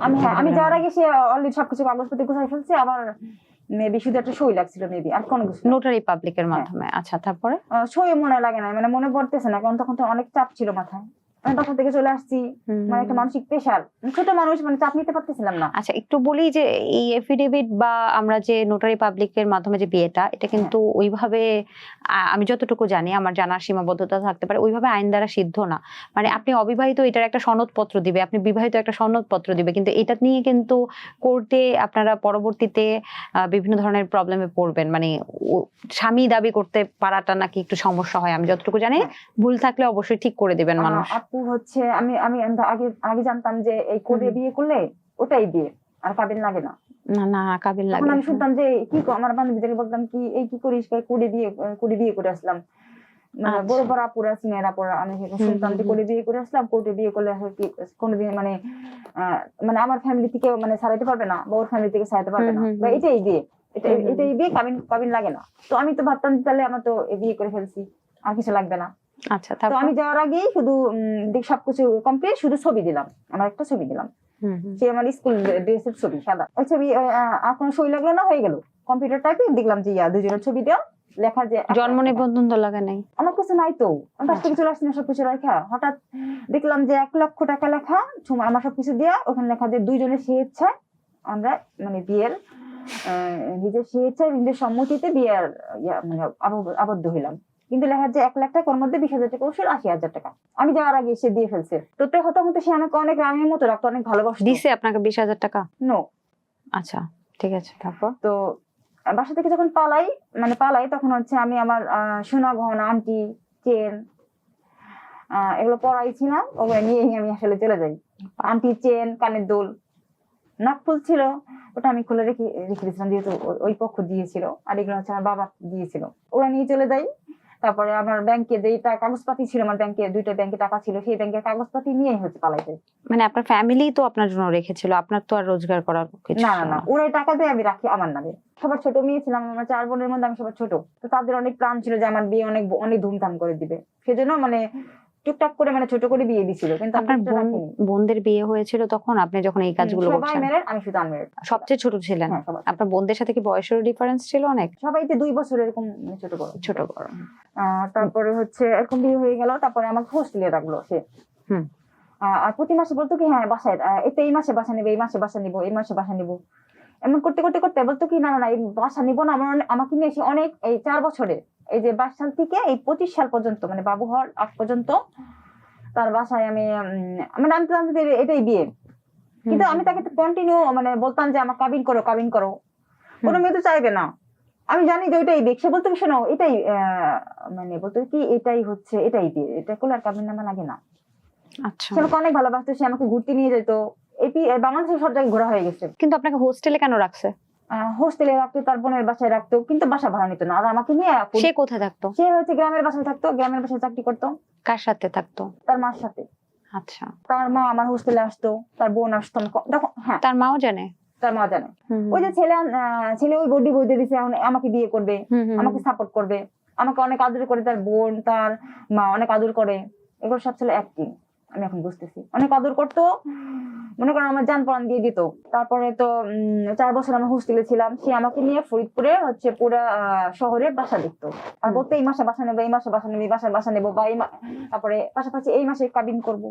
এই তো এই ঝামেলা মিটলে কাবিন করব, মানে আগের বোর ঝামেলা মিটলে কাবিন করবো। আগের বই কি ঝামেলা? কাবিন নাম মানে আগের বড় একটা মামলা ছিল ওখানে, মানে সে ডিভোর্স দিয়ে দিছে, কিন্তু হচ্ছে ওই যে ওদের মাধ্যমে যে ঘর পুষে টাকাটা পায় না, ভরণ সেটা দেওয়া পোষণ। হয় না। হ্যাঁ, সে বলছে সে ওই বউ সে কোনোদিন আনবে না, আমাকে বলছে সে ওই বউ কোনোদিন আনবে না, যদি কোর্ট থেকে দিয়েও দেয় তাহলে ওকে আইনা আনলে তো টাকা মাফ হয়ে যাবে, যেহেতু ওইখানে 30 লাখ টাকা হয়েছে নাকি। এটা হচ্ছে আমার বাবু হওয়ার পরের কথা বলছে, আগে তো 30 লাখ টাকা ছিল না। তার কিন্তু অ্যাবিলিটি আছে, ইচ্ছা করলে সে টাকা সব পরিশোধ করতে পারতো, কিন্তু তার পারফেক্ট ছিল, তার হচ্ছে সময়, তার মানে ইচ্ছা ছিল আমার সাথে টাইম পাস করার জন্য। আচ্ছা আচ্ছা। কিন্তু আগে সে আমাকে অনেক মানে ভালোবাসে, সে তার উসুল করছে তার সবকিছু, মানে ভালোবেসে। আর আমি তো তার জন্য পাগল হয়ে গেছি। ওই বইয়ের বাচ্চা ছিল তো, মানে তখন ওর ওনাদের তো একটা maybe, বাচ্চা ছিল। ছোট থাকে মনে ডিভোর্স দিয়ে দিচ্ছে মেবি, যেহেতু 14 সালে বিয়ে হয়েছে, আমি তখন ছিলাম না এখানে। আচ্ছা, কত বড় বাচ্চা জানেন? 17 সালে ডিভোর্স দিছে, মেবি বাবুর থেকে বড় হতে পারে, অনেক বড় হতে পারে। 1 বছর হতে পারে মেবি, 2, এটা এরকমই ছিল মেবি। আমি শুনছি যে ছোট থাকতে ডিভোর্স দিয়ে দিছে মনে হয়, তাহলে 1 বছর বা তার একটু ছোট। মানে আপনার যখন এই ঘটনাগুলো ঘটছে তখন 1 বছর, এখন তো অনেক বড় হয়ে গেছে। এখন বড় আচ্ছা। হয়ে গেছে। তো ছেলে বাচ্চা? ছেলে বাচ্চা, হ্যাঁ। তখন তো সে ওই বুক আনবে না, তা বলতেছে শোনো ওই ছেলে যদি আসে তাহলে তুমি ওকে পালবা, ওকে এনে দিলে কোর্টের থেকে সে মানে মার কাছে যে ছেলে থাকলে যে টাকা দিতে হবে, তা বলতে কি ওই ছেলে আমি নিয়ে আসবো, তুমি ওকে পালবা। তা আমি বলছি কি ঠিক আছে, তা আমি পালবো, আমাদের একটা ছেলে হবে, আমরা ওই পাশেই থাকবো। যেহেতু আমাদের দুইজনের পাশাপাশি গ্রামে বাড়ি, কেউ যেহেতু গ্রামে থাকা যাবে না, আর আমি তো সে আমাকে কোনোদিন মানে দেবে না আমার ফ্যামিলি। তারপরে ফরিদপুর হচ্ছে মাতৃসা হোস্টেলে ছিলাম, তারপরে সর্বশেষ তার বাড়িতে আমি যাইতাম, তার মা জানতো, তার বোনরা জানতো, এক বোন জানতো আর কেউ জানতো না। এরকম সন্ধ্যাবেলা যাইতাম, 3-4 দিন থাকতাম, ঘরের মধ্যে সব আসতো, কেউ দেখতো না আমাকে, কেউ দেখতো না, কিন্তু পাশের কোনো লোক দেখে ফেলতো, আর এসে আমাকে জিজ্ঞেস করতো চিঠি তোমাকে কি ওই লোক আসছিল, তোমার এই বাসায় আমাদের আসছিল, কিন্তু সে তো আমাকে দেখে ফেলছে, কিন্তু আমি বলতাম না যে আমাকে দেখছে। আর দেখবে না, আমি যে কন্টিনিউ তাদের বাসায় যে আমাকে দেখবে না, রাস্তার মানুষ দেখতেছে না। কেন লুকানো কেন? হ্যাঁ, এই যে লুকানো শুরু, আমাকে হাইড করে রাখতো। সে কেন? আমাকে আপু, সে আমাকে ভোগ করবে কিন্তু প্রকাশ করবে না, স্ত্রী মর্যাদা সে আমাকে দিবে না। আমি তখন বুঝতাম, কিন্তু আমি সেটা আমাকে এত পরিমাণ ঠকাবে, আমি সেটা মানে কল্পনার বাইরে। তারপরে হচ্ছে এরকম গেল কন্টিনিউ করে 24 সালে শেষের দিকে আমার বাচ্চা পেটে আসলো, তখন আমি ঈদ করলাম ওর সাথে, ফার্স্ট ঈদ। তারপর এই কন্টিনিউ আমি হসপিটালে যেতাম বা হোস্টেলে থাকতাম, ও কখনো আসতো না, শুধু টাকা দিত। আর ওর বাসায় যাইতাম ঘুরতে, বা 3 দিনের জন্য এরকম যাইতাম। তো হঠাৎ আমার আশেপাশের মানুষকে কি বলতেন আপনি? সব জানতো কিন্তু প্রকাশ করতো না, ও মাস্টার ওর ভয় থেকে কিছু বলতো না। স্ত্রীও বলতো না? না। আপনিও বলতেন না? আমি বলতাম কি ব্যাপার, তুমি স্ত্রী মর্যাদা দিতেছো না কেন? এতে তো আমরা মানে দিব ওই যে আমি মানে বিশ্বাস করতাম যে ওর মা তো জানে, আমাকে তো আর ফালা দিতে পারবে না, কিন্তু আসলে তো ঠকাইতেছে আমাকে। আচ্ছা, তারপরে হচ্ছে আমার বাবু পেটে আসলো হঠাৎ, এই যে মানে চেঞ্জ হয়ে গেল, ওর মা ও হঠাৎ বলতেছে কি যে শুনছি যে ছেলে বাচ্চা হবে, বলতেছি কি যে এই বাচ্চা রাখা যাবে না, এই বাচ্চা রাখলে আমার সমস্যা হবে। তার আগে তোমাকে বলতাম যে বিয়ে করো কন্টিনিউ, ও বলতো যে এই মাসে বিয়ে করবো, তারপর বলতো যে পরের মাসে বিয়ে করবো, করতে বিয়ে করতে 4 বছর পার হয়ে গেছে, কিন্তু এখন আমার কাবিন নামা নাই। কাবিন নামা মানে অলরেডি বাচ্চা পেটে আমার 8 মাসের বাচ্চা, ও আমাকে চাপ দিতেছে, 8 মাসের পেটে বাচ্চা, সে আমাকে চাপ দিতেছে এই বাচ্চাটা ফালাই দাও। বলতেছে কি এই বাচ্চাটা যদি আমাকে ডেলিভারি করতে নিয়ে গেছে ফরিদপুর মেডিকেলে, আমার যখন 8 মাসের বাচ্চা ব্যথা, পেটে আমি নড়তে পারি না, সেই অবস্থা আমাকে নিয়ে গেছে। বলতেছে কি এই বাচ্চা রাখা যাবে না, আমাকে মানসিক টর্চার অত্যাচার করতেছিল, কেন ফেলে দিবে? এই বাচ্চাটা রাখা যাবে না, কারণ ছেলে বাচ্চা হলে কি সমস্যা? এত বছর আমাকে ভালোবাসতো অনেক, যে আমার 8 মাস পেটে বাচ্চা, বলতেছে কি ছেলে বাচ্চা হবে, এই ছেলে হইলে 2 ভাই মারামারি লাগবে। এটা কেমন কথা? কি নিয়ে মারামারি? এতদিন আমাকে অনেক ভালোবাসতো, যে আমার বাচ্চা পেটে সে আমার ভালোবাসা শেষ। আপু আজ পর্যন্ত সেদিন থেকে আমার ভালোবাসা শেষ। আমার শাশুড়ি, আমার ননদ, ও আমাকে আর ভালোবাসে না সেদিন থেকে। এর মানে কি বোঝায়? আপনার কি ইসলামিক নিয়মে বিয়ে হয়েছিল? ওইটার মাধ্যমে কোনো কাবিন না বানাই, মানে ইসলামিক নিয়মে যে একটা নিয়ম তো আছে যে কবুল বলা, কলমা করে বিয়ে কলমা পড়া, তাহলে তো আপনাদের ইসলামিক শরিয়া মোতাবেক তো বিয়েটা করেনি। কাবিন করো আপু, আমি তো বাসা থেকে ওর ভরসায় চলে আসছি না, আমার বাসার সাথে কোনো সম্পর্ক নাই। তাহলে ও যেটা বলবে সেটা শুনতে হবে, ওই শুধু আমার ভরসা। ও বলবে যে হোস্টেল থেকে বেরোবো না, সেম বেরোবো না, মার্কেটে যাবো না, কোনো কিছু যাবো না, ওই রুমের মধ্যেই থাকতাম। মানে আপনার প্রতি পজিটিভ ছিল যে এটা করতে পারবা না, ওটা করতে পারবা না। এই পড়াশোনা করবা, অনার্সে পাস করবা, তারপর তোমার চাকরি কোচিং ভর্তি করে দিব, মানে পজিটিভ ছিল। যে আমার বাচ্চা পেটে আপু 8 মাসের বাচ্চা, বলতেছে কি এই বাচ্চা রাখা যাবে না, তোমাকে হচ্ছে এই বাচ্চারা কিছুতেই রাখা যাবে না, এই বাচ্চা রাখলে তোমার জীবন অন্ধকার হয়ে নেমে আসবে। ওর ভয়ঙ্কর রূপ সেদিন দেখলাম। বাচ্চা ফালাতে নিয়ে গেছে ফরিদপুরের বড় ডাক্তার জি আলম, সে বলতেছে কি এই বাচ্চা 8 মাসের বাচ্চাকে ফালা মানুষ 12 লাখ টাকা ইন্ডিয়ায় গেছে, সে তার বাচ্চা, তাও বাচ্চা হইতেছে না, আমার বান্ধবী মানে ওই ডাক্তার বলতেছে। আর তুমি বাচ্চা কথা শুনো, ওর বাচ্চা রাখা যাবে না, কারণ হচ্ছে হোস্টেলে ছিল, ভালো ভালো খায় নাই, আর ওর হলো পরীক্ষা। সত্যি আমার 1 মাস পর পরীক্ষা, অনার্সের ফাইনালে। 4 বছর পার হয়ে গেছে, আমি অনার্স করি এখন। তো আমি তো বাচ্চা ফেলাবো না। এটা কত সালের কাহিনী? এই যে 24 সালে শেষের দিকে। আর এর মাঝখানে আপনাদের খুব সুন্দর সংসার ছিল? হ্যাঁ, একদম ভালো সম্পর্ক। আমি হোস্টেলে থাকি, ওদের বাসা কন্টিনিউ যায়। এতদিন আপনি হোস্টেলে স্টে করলেন, তারপরও বাসা ভাড়া নিল না? না, ওর বাসায় আমি হোস্টেলে আমি 10 দিন থাকি, আর 20 দিন ওর বাসায় থাকি। ও কিন্তু আচ্ছা, কেউ জানে না, এটা লুকানো লুকানো। কিন্তু আশপাশে আমি যা আশা করি সবাই জানে যায় যে এটা স্মৃতি, কিন্তু ও প্রকাশ করে না। বা আমার ফ্যামিলি জিজ্ঞেস করে স্মৃতি কোথায়, ও অস্বীকার করে না। আর বলে কি স্মৃতি কোথায়, তার মেয়ে কোথায়, আমি জানবো কিভাবে? আপনার বাবা মা? হ্যাঁ, আমার বাবা জানে যে আমি ওর কাছে চলে গেছি, কিন্তু ও স্বীকার করে না। এই গ্রামে, আমাদের গ্রামে সবাই জানে যে ও আমাকে নিয়ে পালাই গেছে, কিন্তু ও বলে কি স্মৃতি কোথায় ফেলেছে আমি জানি না। এত বছর জানে না সে? আপনার বাবা মা কোনো কেস করে নাই যে তাহলে মেয়ে কোথায় গেল? হ্যাঁ, আপনি বাবা মার সাথে কথা বলেন? তখন কেস করছিল, তো ওকে একদিন থানায় ও রাখছিল। এমনিতে আপনার সাথে কথা বলতো তো আপনার বাবা মা? তখন তো আমি ফুটপুর ছিলাম, কিন্তু ওকে থানায় নাকি আটকেছিলাম, আমি ছিলাম না। না, এমনিতে এত বছর যে পার হয়ে গেল, আপনার বাবা মার সাথে সম্পর্কটা ঠিক হয় না? না? না, আমার বাবা মার সাথে কোনো সম্পর্ক নাই। যেদিন আমার বাচ্চা হবে, মানে হসপিটালে আমার ও নিয়ে গেছে যে বাচ্চা ফালাইতে, আমি বাচ্চা ফালাবো না। আবার মেডিকেলে নিয়ে গেছে, একটা আয়া ছিল, আয়া তো আসলে টাকার লোভ, টাকা দিলে খারাপ কাজ করে না, সে আমাকে নিয়ে গেছে। তো আমাকে ও বলতেছে কি যে ঠিক আছে বাচ্চা ফালাবো না, কিন্তু ওখানে নিয়ে যাই, যদি ভালো কন্ডিশন হয় তাহলে বাচ্চা ফালাবো, তোমার ইচ্ছা, তুমি যদি হ্যাঁ বলবে হ্যাঁ, না বলে না। তারপরে তো আমি ওখানে গেল, ওখানে আমাকে শোয়াইলো, শোয়ানোর চেক করতেছে যে বাচ্চা কি আসছে নাকি। 8 মাসে বাচ্চা কি কেউ ফালায়? নড়তেছিল পেটে বাচ্চা, এরকম করতেছিল। একটা মা কি কখনো পারবে যে বাচ্চা ফালাইতে? তারপরে হচ্ছে আমি বাচ্চা ফালাবো না, সে আমাকে শোয়া টেস্ট করতেছিল যে বাচ্চা এখানে আসছে কিনা, মানে হাত দিয়ে বের করা যাবে কিনা। তাহলে বলতে গেলে ইঞ্জেকশন দিব, ইঞ্জেকশন দিলে বাচ্চা ডেলিভারি হয়ে যাবে, যদি মরে যায় তাহলে মাটিতে দিবার তাজা থাকলে হচ্ছে তারা বিক্রি করে ফেলবে, আর 30,000 টাকা কন্ট্রাক্ট হইলো। কিন্তু আমি বাচ্চা আমি দাঁড়াই আমি শোয়া থেকে দাঁড়াই গেছি, কান্না করে গেছি যে আমি বাচ্চা ফালাবো না। আমি কান্না করে গেছি, কান্না করার পর থেকে বাড়ি চলে গেছি। তখন বলতেছি কি ভয়ঙ্কর রূপ শুরু। সেদিন থেকে বলতেছে যে এই বাচ্চা রাখা যাবে না, এই বাচ্চা যদি রাখিস তাহলে তোর জীবন অন্ধকার হয়ে আসবে। তারপরে থেকে আমি কাকে ঠিক আছে হোস্টেলে যাই, হোস্টেলে গেলাম, হোস্টেলের বাড়ি থেকে এই যে মানসিক চাপ, টর্চার। আচ্ছা, আমি একটু আপনার 8 মাসের জার্নিটা শুনতে চাই। আপনি যখন প্রথম প্রেগন্যান্ট হলেন তখন তাকে জানাননি? তখনও মানে কিছু বলতো না, ওর একটা প্ল্যান ছিল আমাকে মানে ফাঁদে ফেলানোর। শুনেন কি বলে, তারপরে শুনেন, যেহেতু আমার কাবিননামা নাই, মানে বারবার বলতেছিলাম যে কাবিন করো, কোনো মাথায় নাই, খালি চাপ দিয়েছিল এই বাচ্চা ফেলে, এই বাচ্চা রাখা যাবে না। তাহলে এর মানে কি? ও আমার সাথে হচ্ছে একটা 8 মাস পরে কেন বাচ্চা ফেলবে? তার আগে কি তার মাথায়, মানে বাচ্চা তো ফেলানো ইটস আ ক্রাইম, একটা মানুষকে মেরে ফেলার সাথে তো তাজা প্রাণ নড়ছে, কিন্তু তার আগে কি, মানে যখন প্রথম বাচ্চাটা আসে আপনি নিশ্চয়ই টের পেয়েছিলেন, তখন তো জানতেন? না, আমার বাচ্চা যখন পেটে, আমি একদিন বমি করিনি। কতদিন পরে জানতে পারেছেন? মেবি 7 মাস শেষের পর, মানে 7 মাসের পর? হ্যাঁ।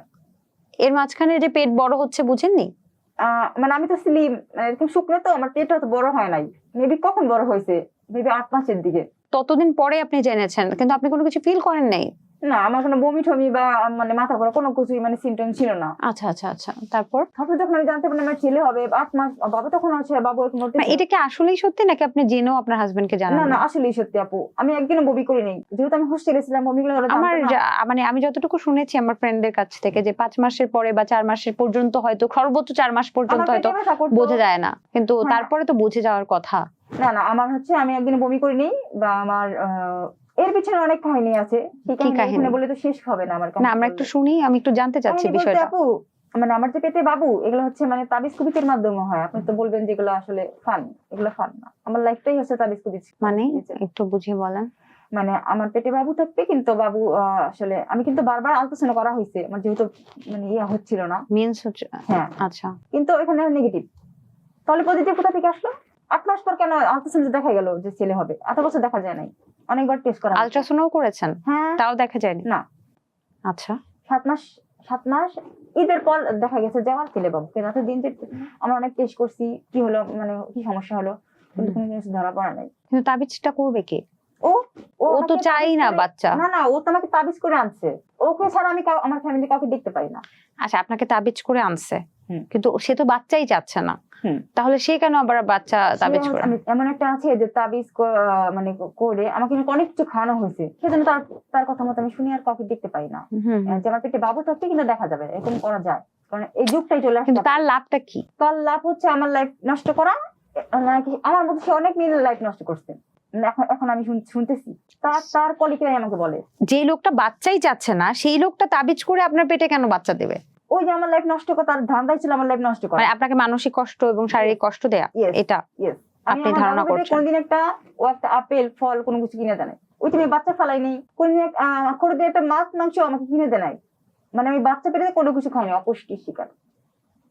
তো বাচ্চা তো ফেলাইনি কোন রকম করে। সেম একদিন কুরবানির পরের দিন হচ্ছে আমার বাবু হয়, ও 3 দিন আগে আসছিল আমাদের ইয়াতে, তখন হচ্ছে বাসা ভাড়া নেয়, যেহেতু আমার পেট বড় হয়ে গেছে, আমার তেঁতুলতলায় বাসা ভাড়া নেয়, সেখানে আমি থাকি। কিন্তু আমার বাসা ভাড়া রেখে আমি ফ্লোরে ঘুমাই। আমার কেন? কতটা কষ্ট দিচ্ছে। ওর কি টাকা ছিল না? যার একটা ফ্ল্যাট আছে, যার জমি জমা আছে, কত কিছু আছে, কিন্তু আমাকে বলে কি আমার টাকা নাই, টাকা নাই। কি প্রাইমারি স্কুল টিচার না? তার টাকা নাই, আমি কোনদিন আমার একটা জামা কাপড়, কোনদিন একটা মাছ মাংস কিনে দেয় নাই। আচ্ছা, তাও আমি তার কাছে ছিলাম। আমি কিন্তু অনেক ভালো ফ্যামিলির মেয়ে, আমার বাবা চাকরি করে, আমি অনেক আদরে বড় হয়েছি, আমাদের 2 তলা বাড়ি আছে, আমাদের ফরিদপুরে জায়গাও আছে, আর আমাদের জমি জমাও আছে, মানে মোটামুটি ভালোই আছি আমরা। আমি রাজার হলে বড় হয়েছি, কিন্তু ওর কাছে যাইয়া মানে আমার বাবা যেখানে বিয়ে সেখানে আমি রানীর মতো থাকতাম, নিজের কোপাল দিন নষ্ট করছি, যেহেতু ওর সাথে আমি চলে আসছি। ও বলতো কি আমার টাকা নাই, এটা নাই, মানে আমার টাকার সমস্যা, এই 3,000 টাকা দিতেই পারতেছি না হোস্টেলে। তো হঠাৎ আমার বাচ্চা 9 মাসে, বাচ্চা ফেলাবো না, কিন্তু কন্টিনিউ মানসিক চাপ দিতেছে যে বাচ্চা ফেলাবো, কিন্তু বাচ্চা ফেলাবো না, আর হুমকি দিতেছে যে 2 ভাইতে বাড়ামাই লাগবে বড় হইলে, 2 ভাইতে বাড়ামাই লাগবে, সেজন্য এই বাচ্চা রাখা যাবে না, তোর যে কি হবে, তোর জন্য অনেক কিছু প্ল্যান করতেছি। আমার যে কোডের মাধ্যমে বিয়ে হয়েছিল, সেখান থেকে ও মেইন কাগজ উঠে নিয়ে আসছে। ওই যে আমি বাচ্চা ফেলাইনি, মেইন কাগজ উঠাইনি, ওর মাথায় অনেক চাপ।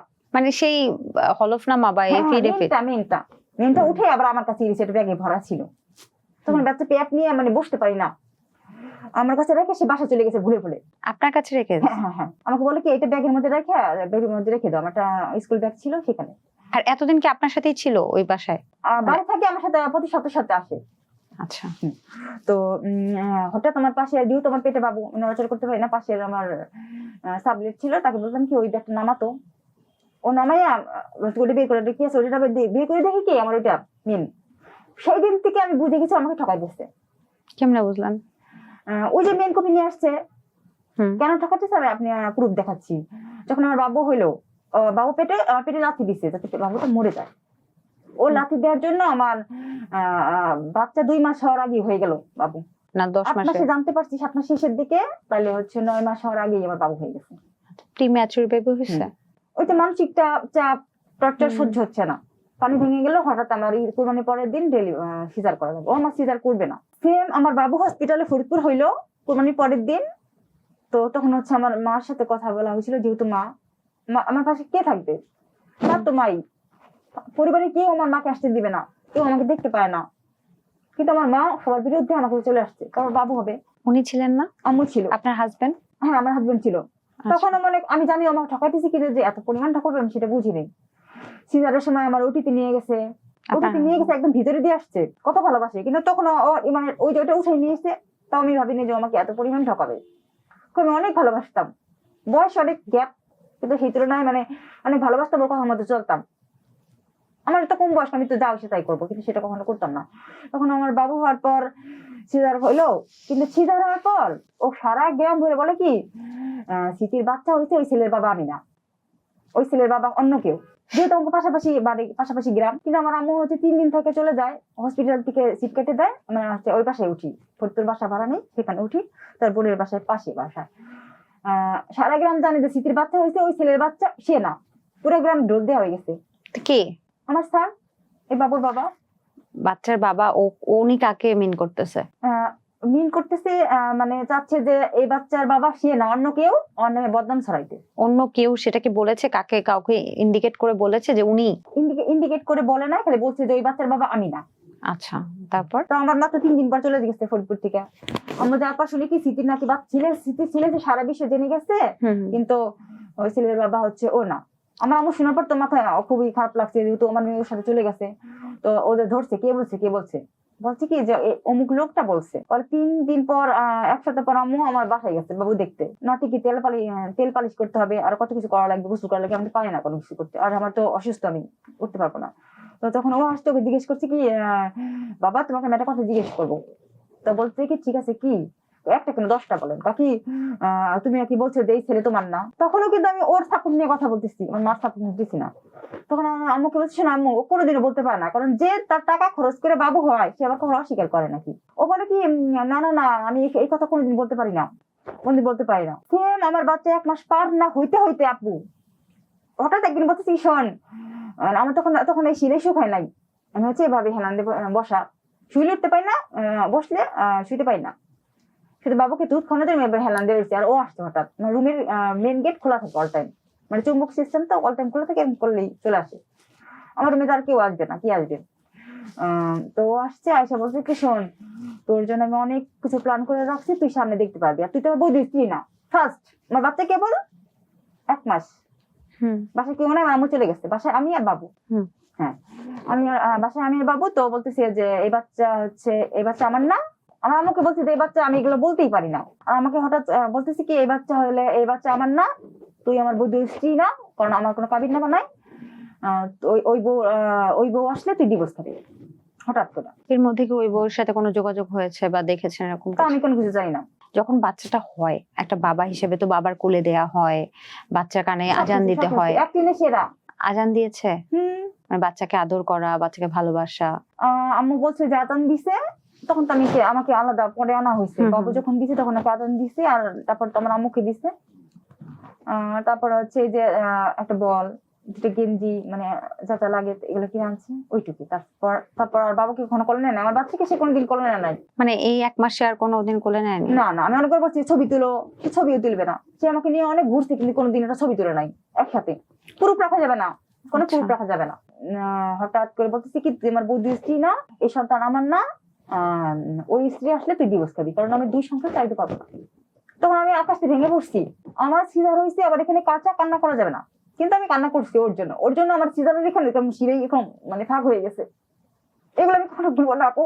রুমের মধ্যে আমি আর বাবু, আমি ওর সাথে পালায় চলে আসছি, ও বলতেছে যে তুই আমার বৌদির স্ত্রী, এই সন্তান আমার না, তুই এগুলো চলো থেকে শুয়ে হওয়াইছিস। আমার 2 তলা বাসার নিচে কিন্তু ভাড়াইতে ভাবিরা সব শুনতেছি, চিলে চলে বলতেছে। আর তখন আমি বলতেছিলাম, শোনো তুমি এগুলো উঠে আনছো কেন, এগুলো না আমি কিন্তু ফটোকপি করে রাখছি। সেই দিন থেকে আর কখনো বলে না যে সন্তান আমার না। বলছি ফটোকপি করে রাখছি, কিন্তু আমি ফোনে কিন্তু ছবি তুলে রাখছি। করেছিলেন আসলে?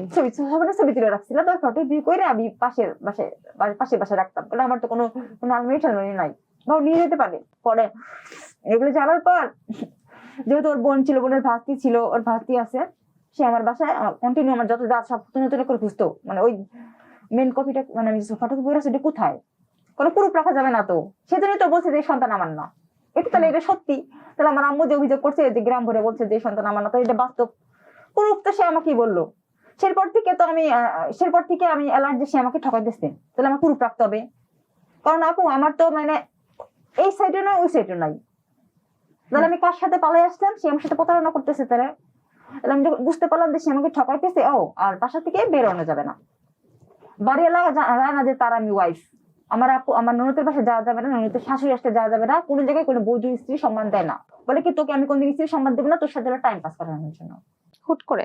হ্যাঁ, হুট করে তোর সাথে টাইম পাস কাটানোর জন্য, তোকে তো বউ বানানোর জন্য, তোকে আমি স্ত্রী মর্যাদা কোনোদিন দিব না। তুই শুধু সন্তানই পাইছিস, কিন্তু আমার মন কখনো পাবি না। হঠাৎ মানে কোনো ঝগড়াঝাটি কোনো কিছু না। তখন আমি বললাম কি আমি কোথায় যাবো, আমার তো বাপের বাড়ি নাই, আমি তোমার কাছেই থাকবো।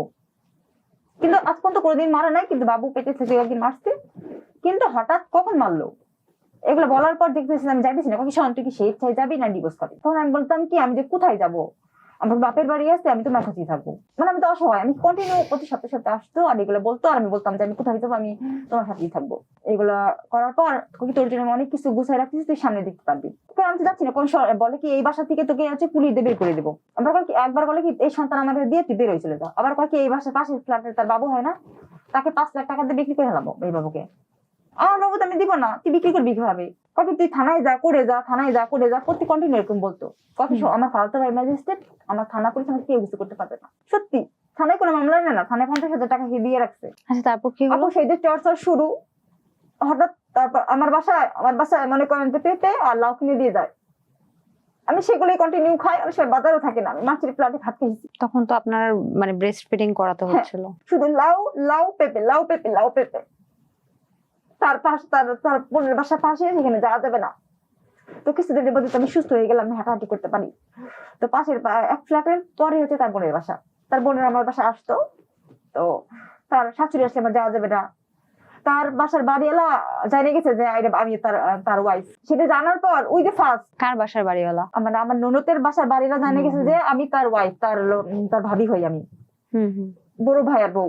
এটা জানে কেন জানে গেল, সাথে সাথে তার বোন খারাপ বোন বলছে যে ও তো বাইরে গেছিল, জানিয়ে গেছে যে বাড়িওয়ালা যে এটা আপনার বউ, ওখানে তার ছেলে হয়েছে।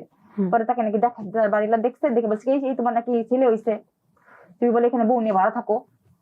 এটা কেন জানলো, মানে সে আমাকে এলো হাইড করে রাখবে, কোনো জায়গায় প্রকাশ করে স্ত্রীর মর্যাদা দিবে না, মানে গোপনে রাখবে। আকাশের চা তুললে তো সবাই দেখবে না, আর আমি সবসময় রুমে থাকবো, বাইরে বেরোবো না। এই তুই আজকে টিকিটের বাইরে যাবি না, গেলেই ডিভোর্স। ওই যে টর্চার শুরু। আমি সেই যে মনে করেন যে সেই 25 সালে বা 25 সালে হয়েছে, তো 25 সাল থেকে টর্চার সহ্য করতেছি, কিন্তু কোনোদিন মানে একটা গালিগালাজ বা প্রতিবাদ বা একটা থাপ্পড় দিই নেই, কারণ আমি তার সাথে চলে আসছি, আমার সবসময় নরম হয়ে থাকতে হবে। এর মধ্যে আপনি পড়ালেখা করেননি? তখন আমি পড়ালেখা কন্টিনিউ চলতেছে আমার। কিসে তখন পড়েন? আমি অনার্সের পরীক্ষা, এই যে 1 মাস পর পরীক্ষা ছিল, ফাইনাল পরীক্ষা। তাহলে তো বাইরে যেতেই হতো আপনার। কিন্তু বাইরে যাওয়া যাবে না, ডিভোর্স। মানে ক্লাস করতে যেত না? না। আচ্ছা। দিতাম না, পরীক্ষা তো আমি 3টা দিয়েছিলাম। এরকম নিয়ে আসলো, ওই যে তার বাড়িলা জেনে গেছে, যার পর আমাকে ফার্স্ট সেদিন মারলো, 3টা থাপ্পড় দিল এখানে। থাপ্পড় দেওয়ার পর তখন তো বাবু বিছনায় ঘুমাতে ছিল, থাপ্পড় দিয়েছে, বলছে কি তুই হচ্ছে তোর ওই হুশির বাসা থেকে আজকে থেকে তোর হুশির বাসা যাওয়া নিষেধ। হুশি আপার হচ্ছে বাড়িওয়ালা জেনে গেছে, মানে তাকে সে আমাকে হাইড করে রাখবে। তার বাচ্চা হয়ে গেছে, এখনো সে আমাকে বউ হিসেবে স্বীকৃতি দিবে না। স্বীকৃতি কবে দিবে? তখন আমি বলছিলাম তুই আমাকে কাবিন করো। সে আমাকে কাবিন করবে না। এখন এই ছেলেও তার না, ওই যে আমার কোনো কাবিন নামা নাই, এটাই হলো ফার্স্ট আমার কাবিন নামা না, সেই জন্য এই ছেলে আমার না, তুই আমার বলিস না, এই যে একটা ডায়লগ। কখন আমার খারাপ লাগছে, আমি সেই মেয়ে যে আমাকে অনেক মারছে, আমি একটা থাপ্পড় দিলে একটা গালিগালাজ করিনি।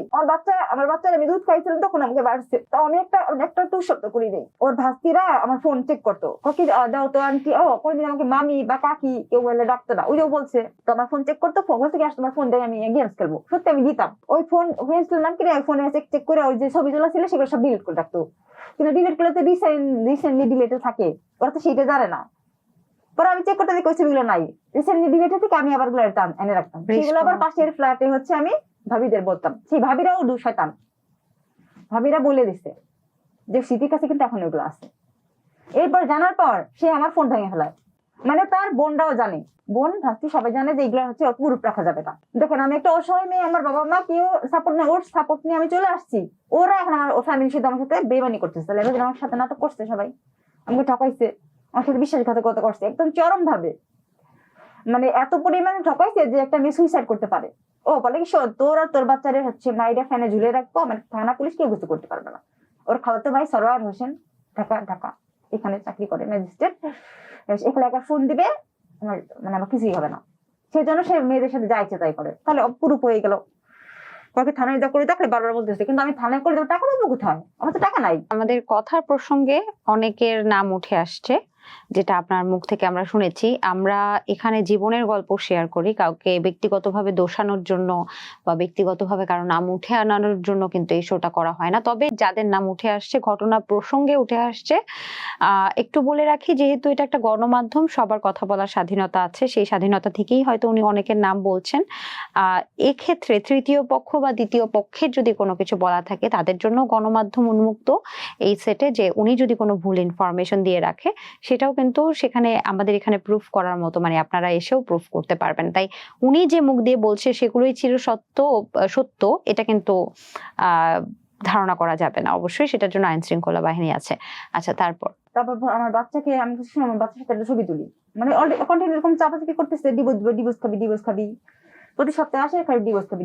কিন্তু আমি বলতেছি যে আমি তোমার সাথেই থাকবো, আমি এই বাসায় থাকবো।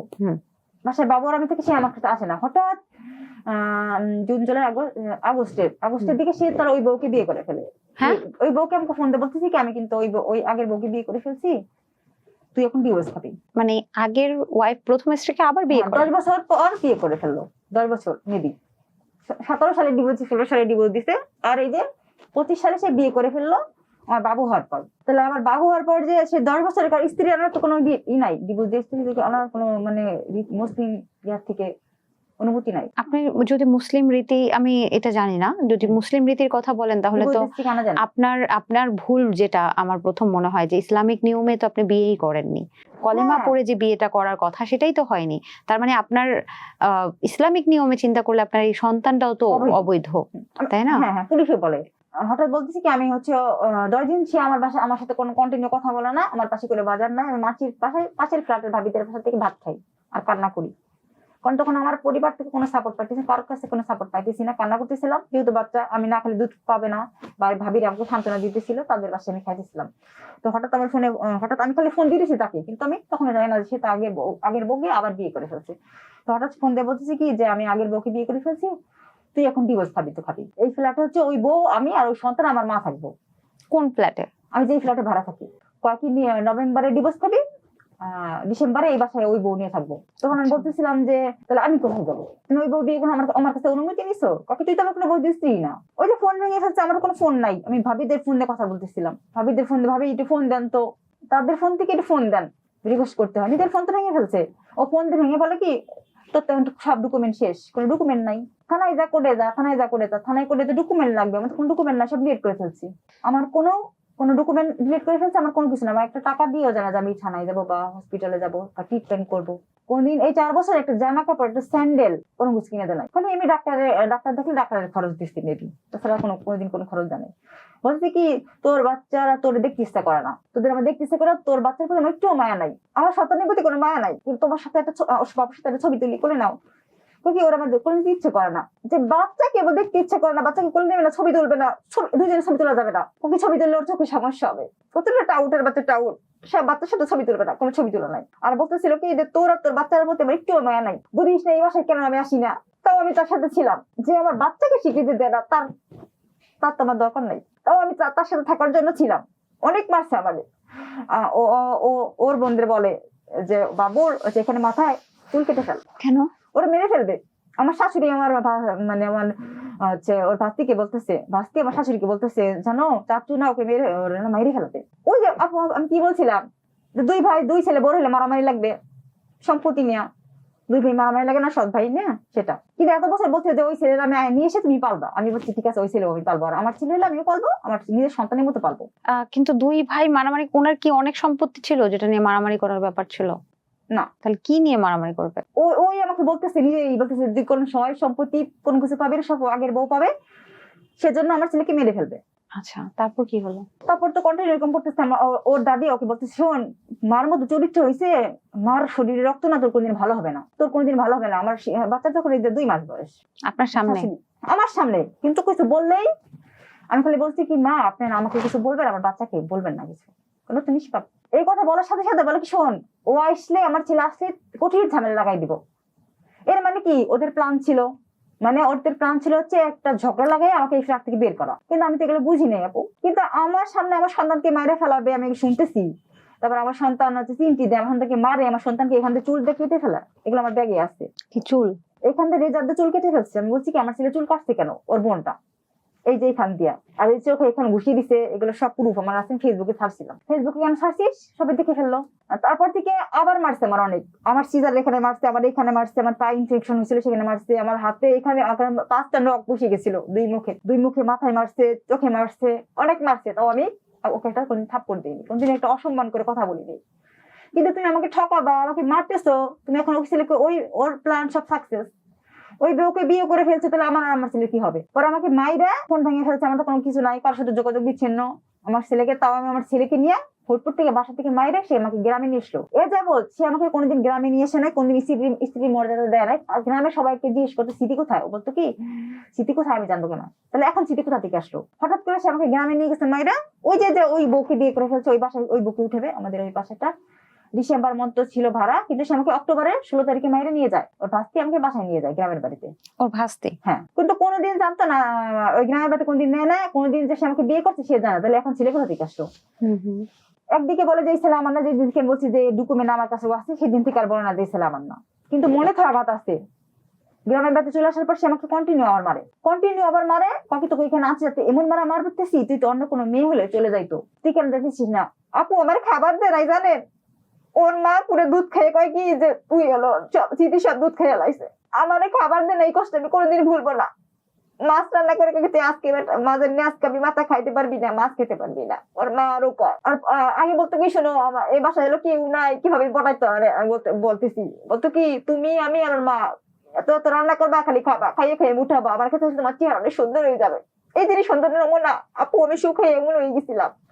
আমার কি চেহারা ছিল আর কি হয়ে গেছে, আমার কি সুন্দর চেহারা ছিল, ওর জন্য আমার সব চেহারা নষ্ট হয়ে গেছে। সে সময় তো ব্রেস্ট ফিডিং অবস্থায় একটা মায়ের কিন্তু খাদ্য চাহিদা অনেক বেশি কয় কি থাকে। আজকে মাছ খাবি না, আজকে আমি মাথা খেতে পারবি না, আজকে মাছ খাবি, সারাদিন হচ্ছে যে লাউ ভাজি করে খাবি, এটা করে খাবি, আলু ভর্তা করে খাবি, আর পরের দিন আমার মাছ খাবি। সেরকম খাবার দেয় না। ওর মা আরো এত পরিমাণ টর্চার করছে। ওর মা আমারে মারছে, তারপরে ওর ভাস্তি মারছে। ওর ভাস্তি বলে কি, শুনো চাচুর কাছে জামা কাপড় চাইলে কোনো কিছু দিবা না, মানে কোনো কিছু চাইলে দিবে না চাচু, কারণ চাচু এখন হচ্ছে ফ্ল্যাট বাড়ি করবে। আর আমি ফ্ল্যাট বাড়ি দেখি করবে, যেখানে শান্তি না সেখানে। ভাস্তের বয়স কত? আমার 1 বছরের ছোট নেবি। সে আপনাকে মাইরাচ্ছে? হ্যাঁ, মানে আপনি তার তারা কি বললে হন? আমার বাচ্চার প্যাম্পাস কিনে দেবে, প্যাম্পাস কিনে দিবে না। তার বোন আর তারা বোন মা আর ভাস্তি যা বলবে তাই শুনবে। বলতেছে যে চাচুর কাছে জামা কাপড় কোনো কিছু চাইলে পাবা না। আর ও বলে কি, দেখি কোনো কিছু চাইলে তোকে দিব, তোকে তেমন কোনো কিছু দিব না। ও কি বলে কি, তুই তোর বাচ্চা হলো বাচ্চার 3 খানায় থাকবে, তুই হসপিটালে চাকরি করে চাকরি করবি, তোদের কোনো খরচ দিতে পারবে না, তোর পড়ালেখার কোনো খরচ, আমার কোনো পড়ালেখার খরচ সে দিবে না। আমি 8,000 টাকা দিয়ে ফর্ম ফিল আপ করেছি, সেটা আমার বাবা দিছে। আমার মা পলাইয়া বাবার কাছ থেকে নিয়ে দিছে, কিন্তু বাবা জানে না। সত্যি কথা যেটা, আমার কোনো পড়ালেখার কোনো খরচ দিতে পারবো না, তোর বাচ্চার কোনো খরচ দিতে পারবো না আমি। এর তাহলে মাঝখানে বাচ্চা হয়েছিস কেন? প্রশ্ন আপনার কাছে রাখলাম যে তার বাচ্চা কেন হয়েছে। বাচ্চার যদি স্বীকৃতি দিতে পারবি না, বাচ্চার কোনো তোর বাচ্চার দুধ কেনার টাকা নাই আমার, তোর বাচ্চার সুদি খাওয়াবি। মানে এত কষ্ট আসলে ভোলা যায় না। তাও আমি গ্রামের বাড়ি চলে আসছিলাম, গ্রামের বাড়িতে আবার কন্টিনিউ মারে। তারপরে আমি পাশে মানে ধৈর্যের বাদ যখন ভেঙে যায়, যেখানে আমার বাচ্চা সেফ না, আমি রাত্রে ঘুমাই রয়েছি, দেখি এরকম একটা মানে মারার পুরাত নিয়ে এসছো, বলে কি ওরে মাইরে তোরে ফাঁসিয়ে দিব। কারণ কত মেয়ে পরকিয়া করে না। আরে বাবা, পরকিয়া আমি এত বছর করলাম না, এখন বাচ্চা হওয়ার পর তো পরকিয়া করা যায় না, 6 মাস নিষিদ্ধ, এটা তো সবাই জানে। তাহলে আমি পরকিয়া কিভাবে করবো? পরকীয়া কখনোই করা যায় না। মানে না, আমার বাচ্চা নিয়ে পরকিয়া কিভাবে করবো? বাচ্চা তো আমার ছেলে 1 সেকেন্ড থাকে না। গ্রামের বাড়ি ওদের সবার টার্গেট ছিল হচ্ছে আমাকে মাইরে টর্চার করে, সর্বোচ্চ টর্চার করে আমাকে তাড়ানো, ওটা সাকসেস। আমি কখন ক্লান্ত হয়ে গেছি। সেখানে আমার বাচ্চা সেফ না, আমি রাতে ঘুমাইতে আমি চোখ বুঝতে পারতেছি না, সেখানে আমি সেফ না, সেখানে আমি কিভাবে থাকবো? তাও ছিলাম, ওদের টিনের ঘর, সেখানে আমি ছিলাম, আমি কিন্তু টিনের ঘরে বড় হইনি। রান্না বান্না কে করতো? ও, আমি ভাত রান্না করবো, এই চাল ধুবি না, ও আসি রান্না করবে। তাহলে কি সারাদিন না খেতে করে ওটা কে? 10টার সময় ও বলতে, আপনার হাজবেন্ড? হ্যাঁ, তার নাম আমি উচ্চারণ করতে চাচ্ছি না। কেন সে রান্না করবে কেন? সে রাত আসবে, সে রাত 10টার সময় আসবে, সে ওই বউর কাছ থেকে আমাদের বাসায় আসবে, কিন্তু সে কিন্তু অলরেডি ওই বউকে বিয়ে করে ফেলছে। আমি বলছি মানে আপনি কেন রান্না করবেন না? চাল ধরা যাবে না, তার ওই সাইডে যাওয়া যাবে না। মানে আলাদা করে দিয়েছিল রান্নাঘর? না, ওদের ছোট ঘর, এক পাশে 2টা খাট, দুই পাশে 2টা খাট। ওর আম্মুর পাশে আমি ঘেসে চুলা, আর এই পাশে আমরা থাকি ওপেন। ও মানে একটা রুমের মধ্যেই এরকম লম্বা ঘরের মধ্যে দোচালা না 4 ঘর বলে জানি না, মেবি 2 পাশে 2টা খাট। দুই পাশে দুইটা খাট। হ্যাঁ, ওই পাশে ওর আম্মুর হাঁপানি রোগী, ওর আম্মুকে আমি নিজে না খাইয়ে আমার নিজের বাচ্চায় না খাই ওর আমি ওষুধ খাওয়াইছি, তো কিন্তু কোনো দাম মানে একই রুমের মধ্যে আবার রান্নার ব্যবস্থাও? হ্যাঁ। আচ্ছা, তো রান্না আপনাকে করা যাবে চাল না। ধরা যাবে না? এই ডিম আচ্ছা, খাওয়া যাবে না, দুধ খাওয়া যাবে না, এতটুকু একটা কাপ এইটুকু দুধ খাবি। আর সিম্পল আমাকে রান্নার জন্য দুধ খাইয়ে ফেলছে সবচেয়ে। এই কথা বললো ওর মা, সাথে বাদল আমাকে মারলো, নাম উচ্চারণ করে ফেললাম, বাদল। বাদল আপনার হাজবেন্ডের নাম? আচ্ছা, কি পরিমাণ টর্চার করছে, কাকে অন্য কোনো মেয়ে হলে চলে যেতে বাপের বাড়িতে, কারণ পাশাপাশি গ্রাম। সর্বশেষ আমি এত টর্চার করলো, আমি চলে গেলাম আমার বাড়িতে। এর মাঝখানে মায়ের সাথে কথা বলেন নাই? এগুলো বলেন নাই আপনার সাথে যে এরকম করতেছে? আমার মা তো পাশাপাশি গ্রাম, মা শুনতেছে, আবার আমার আম্মু আমাকে অনেক মারে। ওই বউ বিয়ে করে ফেলছে, এখন আমাকে মারতেছে। আমি এটাও বলছি, ঠিক আছে ওই বউ আর আমি এই বাসায় একসাথে থাকি, যেহেতু ওই ছেলেও থাকুক এই ছেলেও থাকুক।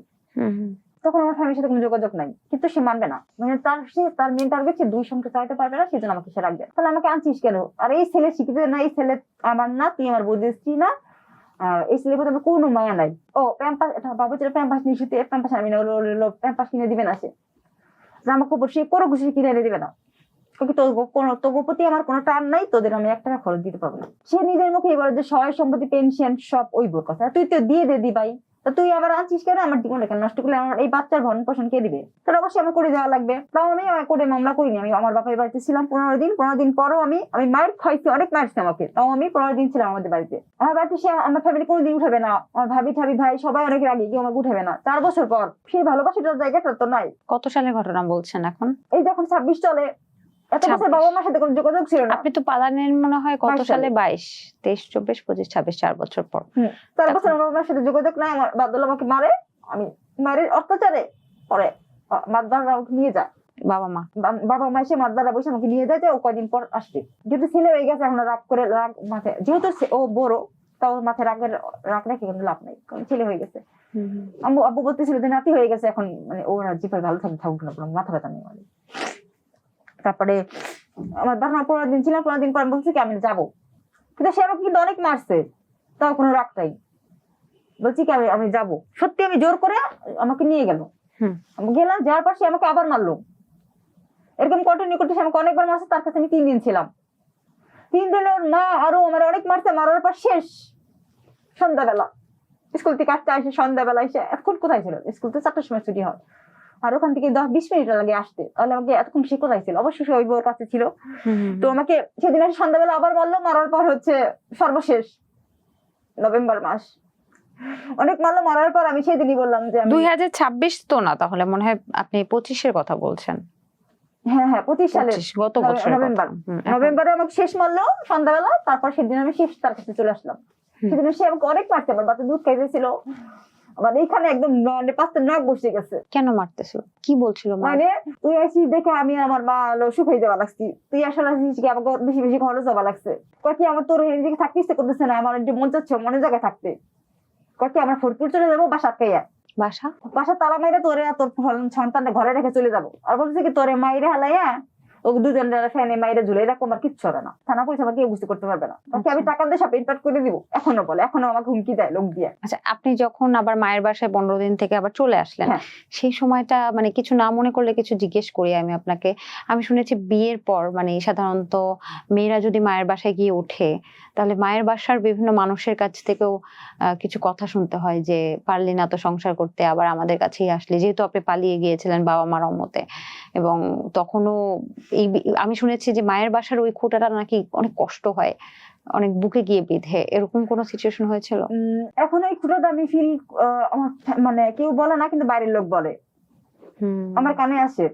বাট আমার মন অনেক খারাপ থাকে অল টাইম, মানে মানসিক প্রেসারের মধ্যে থাকে, অনেক কষ্ট থাকে। আমি কি করলাম, মানে কি হলো, কাকে বিশ্বাস করে, মানে আমার ফ্যামিলি, আত্মীয় স্বজন, দুলাভাই সবার বিপক্ষে যার সাথে গেলাম সে আমার সাথে ঠকাইলো। তারপর কি করলেন? আপনাকে যেদিন মারলো, মারার পর কি হলো? আমার মারার পরও তার সাথে আমি গেছিলাম, তাও আমি তার সাথে আমি একটা টিকতে পারিনি। আমার শাশুড়ি আমার মা ওদের মেন টার্গেট ছিল আমাকে তাড়ানো।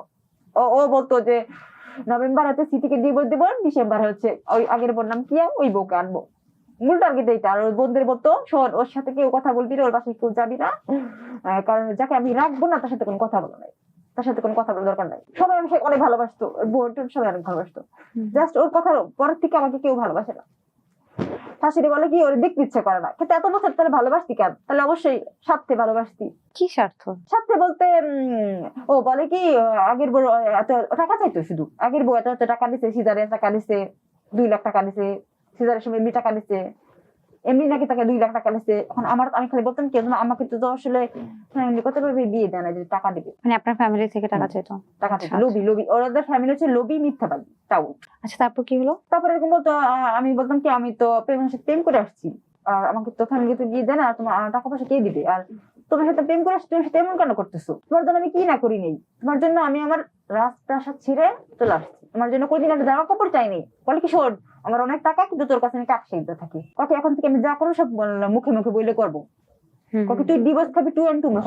হঠাৎ সে আমার মানে যেদিন চলে আসি সেদিন হঠাৎ সন্ধ্যাবেলা সে বলতে কি সে আমার কাছে ঘুমাইলো না, সন্ধ্যাবেলা সে তার মার কাছে ঘুমাইলো, যেহেতু এক ঘর মানে দেখা যায় এক পাশ থেকে এক পাশে, এই পাশে খাট ওই পাশে খাটে হচ্ছে ঘাই করা খাট থাকে না, ওই যে কি যেন এরকম দিয়া। স্বামী স্ত্রীর সাথে এইভাবে কিভাবে? মানে আমার বাচ্চা দুধ খাচ্ছি সেদিন লাস্ট সন্ধ্যা 7টার সময় সে আসছে। বলে কি সারাদিন সে ফুটফুট ছিল, আমাকে সে ডিভোর্স দিয়ে আসছে উকিলের মাধ্যমে, যে তোমার কোনো কাবিননামা নাই। এটা ফরিদপুরে ওখানে কি আপনার ওই ফ্ল্যাটটায়?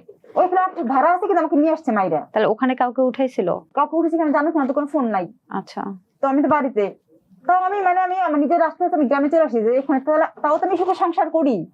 ফোনের মধ্যে বলে কি শুনো, তুমি গ্রামে চলে আসো, গ্রামে কত লোক আছে বাবু ধরার, ছেলে হচ্ছে বাবার কাছে থাকবে, মিষ্টি করে কথা বলে, ছেলে যে বাবার কাছে থাকবে, বাবার কাছে আদর করলে বাচ্চার তাড়াতাড়ি বড় হয়। আদর করে বাসায় না দিচ্ছে মায়ের, আবার মারছে। কোনো খাবার দিবে না, কোনো খাবার দিয়ে কোনো ডিম আনবে না, কোনো সবজি কোনো কিছু করা যাবে না, কোনো কিছু ধরা যাবে না, ওর কাছে যাওয়া যাবে না, ওর মার কাছে যাওয়া যাবে না, ওর টয়লেটে যাওয়া যাবে না, বাইরে টয়লেটে গোসল করবি। বায়োটল ইউজ করবি। ও আর আপু, আর বাচ্চা হলে তো আসলে লাইট জ্বলাই রাখতে হবে, লাইট জ্বালানো যাবে না, এই শুয়ের বাচ্চা, সিম্পল একটা গালি দিলাম ও বলে। আর তো কত গালি দেয় সেটা আমি মুখ উচ্চারণ করতে চাচ্ছি না, যে এই লাইট জ্বলাবি এটা আমার বিল উঠে। আর প্রথম দিন এসে বলে কি এটা হলো অরিজিনাল লাগাইছি বাবুর জন্য, যাতে বাবু সব চকচক করবে, টিনের ঘর দেখবে। শেষে কি হলো? শুধু প্রথম দিনে ভালো ব্যবহার, তারপরে থেকে সন্ধ্যাবেলার থেকে মায়ের অনেক টর্চার করছে, অনেক মানে আমি অনেক মানে আমি যাচ্ছিলাম সব কিছু করার জন্য, কি শোন তুই কি আমার সাথে জোর করে সব কিছু তোর সাথে করবো না, তুই আমার মন করে দিবি না, শুধু সিলেটাই পাবি। আমি তাও তার সাথে ছিলাম, অনেক পারছে মানে অনেক, মানে শারীরিক মানসিক যত টর্চার আছে সে আমার সাথে করছে সর্বোচ্চ, এরকম একটা আশা নিয়ে সাথে সে করে না। যখন এই ধরনের আচরণ করেছে তখন শুধু কেন মারতে, শুধু ওই বউসি বিয়ে করে ফেলছে আর সে দুই সঙ্গে চাইতে পারবে না, আমার কোনো দোষ নাই, সে দুই সঙ্গে চাইতে পারবে না, সে আমাকে ডিভোর্স দিয়ে দিবে। তুই কেন আমার প্রশ্ন 10 বছরের স্ত্রী কেন আনলে, আর আমাকে কেন আনলে, আমার বাচ্চা কেন হইলে, এখন বাচ্চা স্বীকৃতি কেন দিচ্ছি, সে আমার বাচ্চা স্বীকৃতি করে দেখে দেয় না। তারপর শেষে কি হলো? শেষে আমি সে মারলো, আমার মারলো, চলে আসছে, সে আমাকে বলে তোর জন্য সবকিছু ডকুমেন্ট করে আসছি, আমি তোর কাম সেরে আসছি, তোর আমি ডিভোর্স দিয়ে আসছি, তুই যেদিন বাড়ি যাবি তুই পরের দিন তোর ডিভোর্সটা চলে আসবে। আর আমার সামনে সে ওই বউটা ফোন দেয়, কিয়ারে ফোন দেয়, বলে শোন তুই তার তিনকে নিয়ে সকালবেলা 7টার সময় চলে আসবে, আর আমার যত ব্যাগ ছিল কাপড় চুরের সব ফালাই দিছে, তার ঘরের বাইরে ফালাই দিছে, সকালবেলা ধরো 7টার সময় তোর জন্য না দেখিয়ে দিই। সকাল 7টার সময় বউটা বলতে, ওই বউটা ফোন দিয়ে বলতেছি যে এখানে চলে আসবি, আর আমার ফরিদপুরে গ্রামের বাড়ি, হরুপ দিয়া ওদের বাড়ি, যে আর তার স্মৃতিকে সকালবেলা বের করে দেবো। আর আমার আব্বুরে হচ্ছে চুরির মামলা দিবে, তার হচ্ছে আলমারি ছিল একটা, আলমারি আর হচ্ছে সুটকেসের তালা মারা থাকে না, সেগুলা খুলে সে মাতবার বাড়ি চলে গেছে, মাতবার বাড়িতে। আর আমাকে বলছে যে আমি যেন আইসা তোকে যেন না দেখি ঘরে, তুই তো ছেলে নিয়ে বাপের বাড়ি চলে যাবি, বাপের বাড়ি চলে গেলে সে আমাদের চুরির মামলা দিবে, এই প্ল্যান সাজাইছে, আর ওই বউ নিয়ে সে এখানে থাকবে। ওই বউয়ের সাথে আপনি কথা বলেন নাই? না। কখনো ইচ্ছা হয় নাই যে প্রথম স্ত্রীর সাথে একটু কথা বলি? কিভাবে কথা বলবো, কোনো নাম্বার তো নাই, আপনার কোনো ফোনই ছিল না? তার নাম্বার তো নাই আমার কাছে, কিভাবে কথা বলবো? ওই স্ত্রীর বয়স কেমন? আপনার বয়সী? অনেক বড়। ওনার বয়সী এই তো 38 বা 39, 40 হতে পারে এরকম। আচ্ছা আচ্ছা। তো ওরা বলতেছিল আমি তো আসলে ওর ছেড়ে যাবো না, তখন আমি জানি যে ওই বউ বিয়ে করে ফেলছে, এটা নিয়ে আমার কোনো মাথা ব্যথা নাই। কিন্তু আমার টার্গেট ছিল আমি ওর সাথে সংসার করবো, কিন্তু ওর সাথে সংসার করবে না, এরকম টর্চার করতেছে, মারতেছে, মিনিমাম আমার বাচ্চাকেও মারতেছে, সেখানে যেখানে আমার বাচ্চাকে ভালোবাসে না, আমার বাচ্চার কোনো সেফটি নাই, সেখানে কি থাকা আদৌ কি যায়? তাও আমি তার কাছে ছিলাম, মায়ের খেয়েছিলাম। তারপর কি হলো যেদিন বললো যে হ্যাঁ বের হয়ে যাবে? পরে হঠাৎ করে আমার এরকম এত মারতেছিল, তখন আমার মাথায় দিয়ে উঠলো যে তোর কাছ থেকে আমি আর কোনোদিন আসবো না, এই বাসায় আমি কোনোদিন আসবো না। পরে আমি লোক বাসায় গ্রামে যাই, বললাম কি যে আমার ফুফাতো ভাই আছে মাতবার, সেই দিন আমার বাসায় এসে নিয়ে যায় সন্ধ্যাবেলা আমাকে। সেই দিন শেষ আসলাম আর বললাম যে আমি আর এখানে এই বাসায় কোনোদিন আর আসবো না, সত্যি আমি কোনোদিন ওই বাসায় যাবো না, যেহেতু আমার কাবিন নামা নাই, এই সন্তান তার না, আমি তার কোনো বৈধ স্ত্রী না, এই সন্তানের প্রতি আমার কোনো মায়া নাই। এগুলো তো আসলে পৃথিবী উল্টে গেলেও আসলে ভোলা সম্ভব না। আমি মা হয়ে যেখানে আমার বাচ্চার সম্মানে, যেখানে আমার সম্মান নাই, সেখানে আমার থাকার কোনো প্রশ্ন ওঠে না। আমার জীবন তো নষ্ট হয়ে গেছে, আর কি হবে, জীবন নিয়ে আসলে আমি পরোয়া করি না। এগুলা বলে কোনো কথা বললাম না, চুপচাপ করে আমার খালাতো ভাই নিয়ে আসলো। নিয়ে আসার পর থেকে আজ পর্যন্ত, আসার পর থেকে আমার আম্মুর ফোনের থেকে তার নাম্বার ব্লক। আপনি করেছেন? হ্যাঁ, নিজে করছি, আজ পর্যন্ত খুলিনি।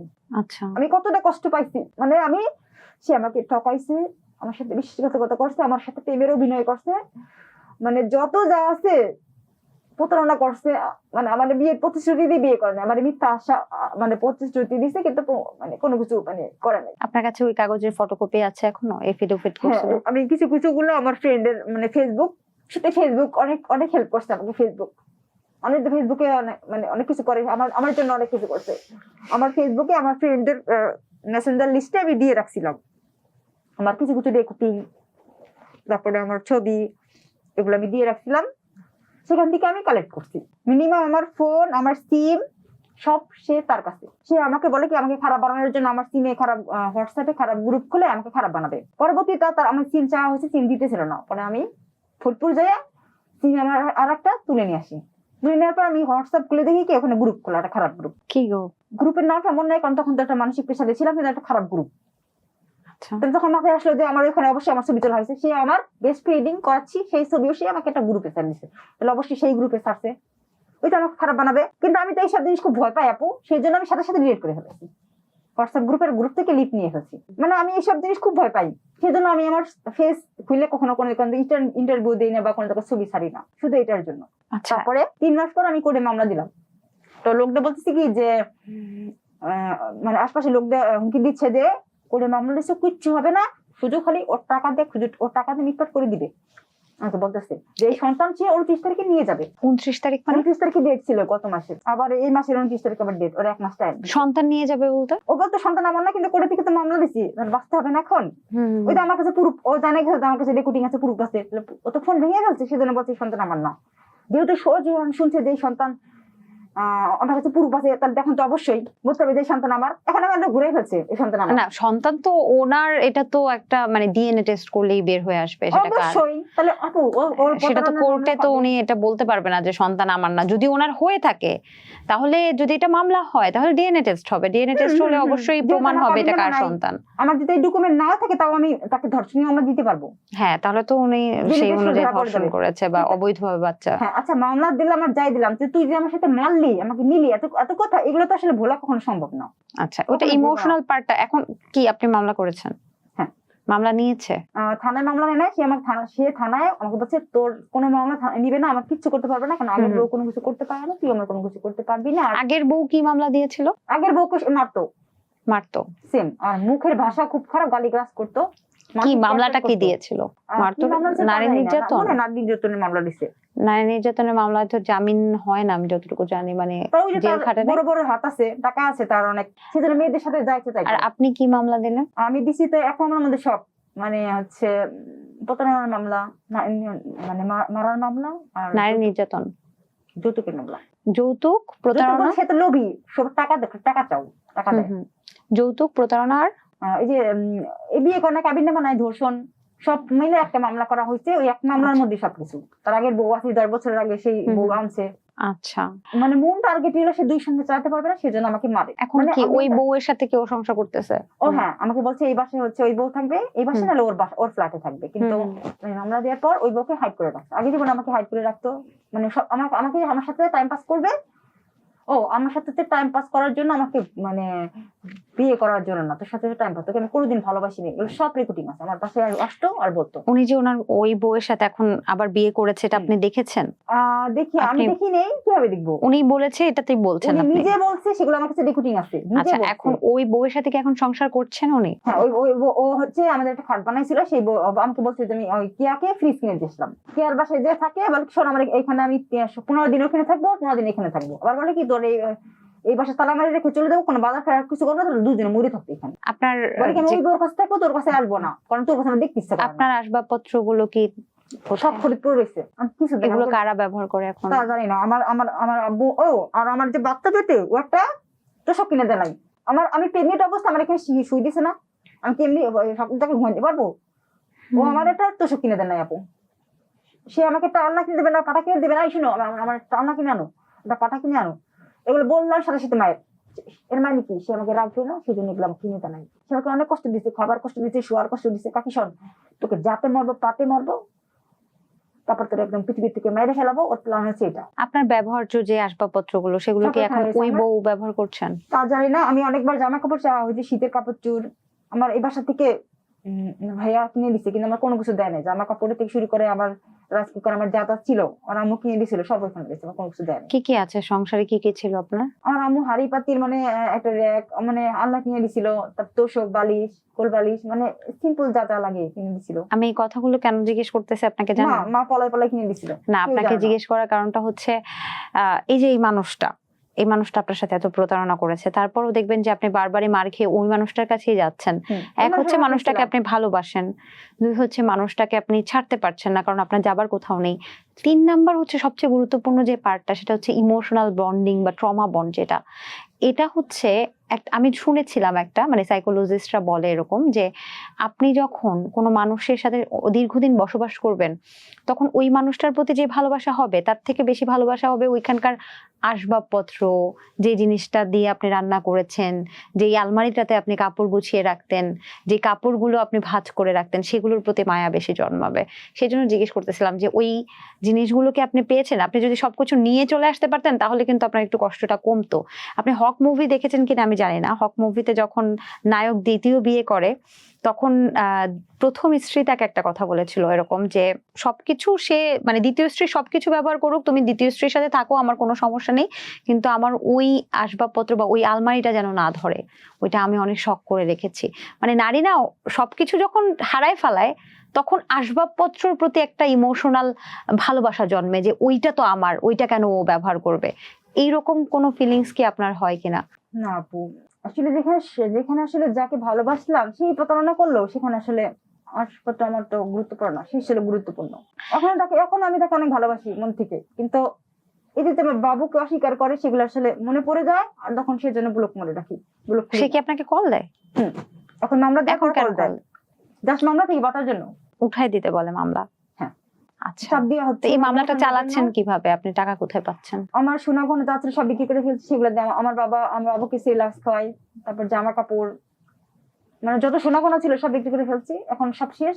এই পর্যন্ত সেলাক্স আমার বাবু 7 দিন যায় একটা সেলাক্স, তারপর প্যাম্পাস। এখন কি আপনার মায়ের সাথে বাবার সাথে থাকছেন? এখন আমার আব্বু দেয়। আব্বু দেয়। মা বাবা কি বলে? চোখের দিকে তাকাতে পারেন মা বাবার? আমার জন্য আমার বাবা মা সুখে এরকম হয়ে গেছে, অনেক কান্না করে। আর কি করলাম, মানে যার সাথে চলে গেলি সে দেখ তোকে ফেলাই দিল। তোকে বলছিলাম না যে ও তোকে তাবিজ করে নিচ্ছে, আর কি তাবিজের ব্যাপারটা বলি আপু। আমার বাবা যখন হলো, হঠাৎ দেখি পকেট থেকে কৌটাই করে মানে কাগজে মোড়ানো পকেট থেকে বের করতেছে। তখন হচ্ছে রুমে দুধ খাওয়াচ্ছি বাবুকে, এরকম দেখানোর পর আমি তো এই সন্দেহ আগে যাচ্ছি, ওই যে অ্যাফিডেভিট কপি উঠে তুলে নিয়ে ফেলছে, আগে তো সন্দেহ আছিল। তারপর থেকে আমি ফলো করতেছিলাম, ছবি তুলে রাখছি ফলো। আমি জানি যে আমার সাথে বাটপাটি করতেছে, তাহলে আমি ছবি তুলে রাখছি। এত পরিমাণে বাটপাটি করতেছে আমি বুঝতাম না। তাবিজের ব্যাপারটা বলছেন। দেখার পর যাই দেখি রান্না করে যায় তাকে মিশাইতেছে। কি মিশাচ্ছে? হতে পারে লবণ, আর দুধে চিনি মিশাইতেছে। আমি এখন 2 দিন দেখছি। তাতে কি লাভ? ওটা এগুলো কি পড়া? আমাকে তাড়ানোর জন্য যাতে এই বাসা থেকে আমি চলে যাই, কারণ যাচ্ছি না। আচ্ছা আচ্ছা। আর আমি বলতেছি আমি এই বাসায় থাকবো। তো দেখার পর আমার মনে সন্দেহটা অ্যালার্ট হয়ে গেলাম, দেখি তো আমার ফিল্টারের মধ্যে কি যেন মিশাইতেছে। এগুলো হচ্ছে কখন পুরো হচ্ছে, আমি যখন গ্রামের বাসায় চলে আসছি তখন আমার সামনে রক্ত ছিটাইতেছে, তারপরে হচ্ছে সর্ষে ছিটাইতেছে। উড়ান ঘরে যদি সব কবুতরের পাখনা থাকতো রক্ত। আমার বাবুর যে বিছনায় আমরা ঘুমাই না, সেখানে তাবিজ পেয়েছি 3টা, সব ছবি তুলে রাখছি। এখন আপনি কি চান? এখন আমি আসলে ভালোবাসে না, যে শান্তি ইউজ করে তার সাথে কোনোদিন সংসার করা যায় না। সে কি আপনাকে ফিরে আসতে বলে? এখন সে তো এখন হচ্ছে ওই বউ বিয়ে করে আনছে, করে যায় বলছে যে আমি ওই বউ আনিনি, কিন্তু আমি করতে প্রুফ করে দেবো সে ওই বউ আনছে, প্রুফ করে দেবো, সব প্রুফ আছে। এত জেদ কেন উঠলো? আমার এত জেদ হচ্ছে, সে আমার জীবন কেন নষ্ট করলো? আমার জীবনের কথা বাদ দিলাম আপু, আমার এই ছেলে বড় হয়ে কি ছেলে জানবে না যে আমার বাবা অস্বীকার করছে? আর যেখানে বলে যে এই ছেলে আমার না, মানে আমার কোনো বুদ্ধিস্ত্রী না, আর এই ছেলে বলে কোনো মায়া নাই, ওরকম বাবার কিছু দরকার আছে আদৌ? কিন্তু সে এখন নিজের চাকরি বাঁচানোর জন্য শুধু নিজের স্বার্থে আমাকে আবার ইউজ করতে চাচ্ছে, মিথ্যে মায়া। কিন্তু আমি তো মিথ্যে মায়া আর বলবো না। আপনাকে ফিরে আসতে বলছে? আবার সংসার চলে আসো। আর আমি বলতেছি যে তোমার কাবিন নেবা নাই, আমাদের বাসায় লোক পাঠাইছিল, আমি বলছি যে আমি যেতে পারি, আমাকে 20 লাখ টাকা কাবিন করা লাগবে। আর ও যেহেতু বলছে যে সয় সম্পত্তি কিছু দিবে না, আর এই পর্যন্ত আমাকে যেহেতু ঠকাইছে, সবই মিথ্যা অভিনয় ছিল, তাহলে এখন আর আমি মিথ্যে মায় চলবো। আমি যেতে পারি, 20 লাখ টাকা কাবিন করে দিতে হবে, আর হচ্ছে ওই ফ্ল্যাট আমার বাবা নামে লিখে দিতে হবে, নাহলে আমি তাছাড়া যাবো না। আপনার মন কি বলে আসলে 20 লাখ টাকা? আমি তো জানি ও দিবে না, ওর কোনো কিছু পাবে না। শোন, পেনশন মেটে সব ওই বউকে দিয়ে দেবো। আপনি ফিরে যাবেন? ধরেন সবকিছু যদি মেনে নেয়, যাবেন? আমার কোনো ইচ্ছা নাই। এতদিন আমার অনেক ইচ্ছা ছিল, অনেক ভালোবাসা ছিল, কিন্তু এগুলো যখন মনে পড়ে আপু, ওরকম শান্তির কোনো দরকার নেই। আমি শুনেছিলাম একটা মা যখন সন্তান জন্ম দেয়, মানে জন্ম দেওয়ার আগে যখন পেটে থাকে এবং জন্ম দেওয়ার পরবর্তী 6 মাস নাকি মায়ের ইমোশন গুলো অনেক বেশি কাজ করে। সেই সময়টা যখন মানুষ খারাপ ব্যবহার করে, যে মানুষটা তার সাথে খারাপ ব্যবহার করে, সেটা নাকি সারা জীবনেও ভোলে না। এবং আমি মরার আগে দিনও ভুলবো না।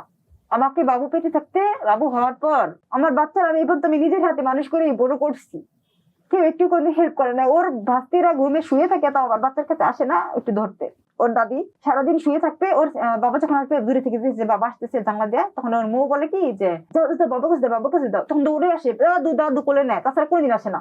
এটা কি বলে লোক দেখানো ভালোবাসা? আপু আমার কি পরিমাণ টর্চার করছে, যে আমাকে টর্চার করে, আমার ছেলেকেও ছাড়ে না, সেখানে কি থাকা যায়? তাহলে এই মামলাটার শেষ কি হবে? আপনি কি দেখতে চান শেষ? আপনি আপনার হক চান, তাই তো? করে যায় বলছি যে এই সন্তান তার না, সে আমাকে করে যায় বলছে যে সে তো বাচ্চার জন্য বলছে যে এই সন্তান আমার, আর ওকে আমি নিবো। ও যদি বলে যে এই সন্তান আমাকে নিবে না, তাহলে তো হয়ে যায়, রাগটাই ফেলায়। ওকে 1 মাস টাইম দেওয়া হয়েছে, এখনো আমার বাসায় কোনো যোগাযোগ, বাসা কর্তৃকের রায় দিছে, করতে বুঝে গেছে যেহেতু বয়স অনেক ডিফারেন্ট, তার এখন 51 বছর বয়স আর আমার 26। 51 বছর বয়স হ্যাঁ। আর আপনি এখন 26। 51 বছর বয়স তার। ওদের থেকে বলছে তুমি একটা মাস্টার মানুষ হয়ে তার সাথে বসে, তোমার সাথে মিলে না। তারা বুঝে গেছে যে এটা প্রেমের বিয়ে। সে আমাকে ব্ল্যাকমেল করে দিচ্ছে। তার সাথে আমি না যাইতাম তাহলে আমার ছবিগুলো সে নেটে ছেড়ে দিত। সে যে আমার বাচ্চা হওয়ার পর নেটে ছেড়ে দেয়, সে আগে ছেড়ে দিবে না, এটা কোনো গ্যারান্টি আছে আপু? দুঃখিত, আমি একটা কথা বলি এখানে। আমি তো এই যে জীবনধর্মী শো করি, তো আমার এরকম অনেক গেস্ট এসেছিলেন যাদের বেশিরভাগই আমি দেখেছি, কেউ কোনোভাবে খারাপ চোখে দেখবেন না, আমি ক্ষমা প্রার্থী, যে এই যে বয়সের যে গ্যাপটা হয়, বিশেষ করে মধ্যবয়সী যে লোকরা, তারা যখন একরকম নিজের বয়সের ছোট বাচ্চাদের সাথে প্রেম করে বা তারপর বিয়ে করে, মেয়েরা তো ক্রেজি থেকে হয়ে যায়। তারপরের কনসিকুয়েন্সেস সবার ক্ষেত্রে না, কিছু মানুষের কনসিকুয়েন্সেস খুব বেশি ভালো হয় না।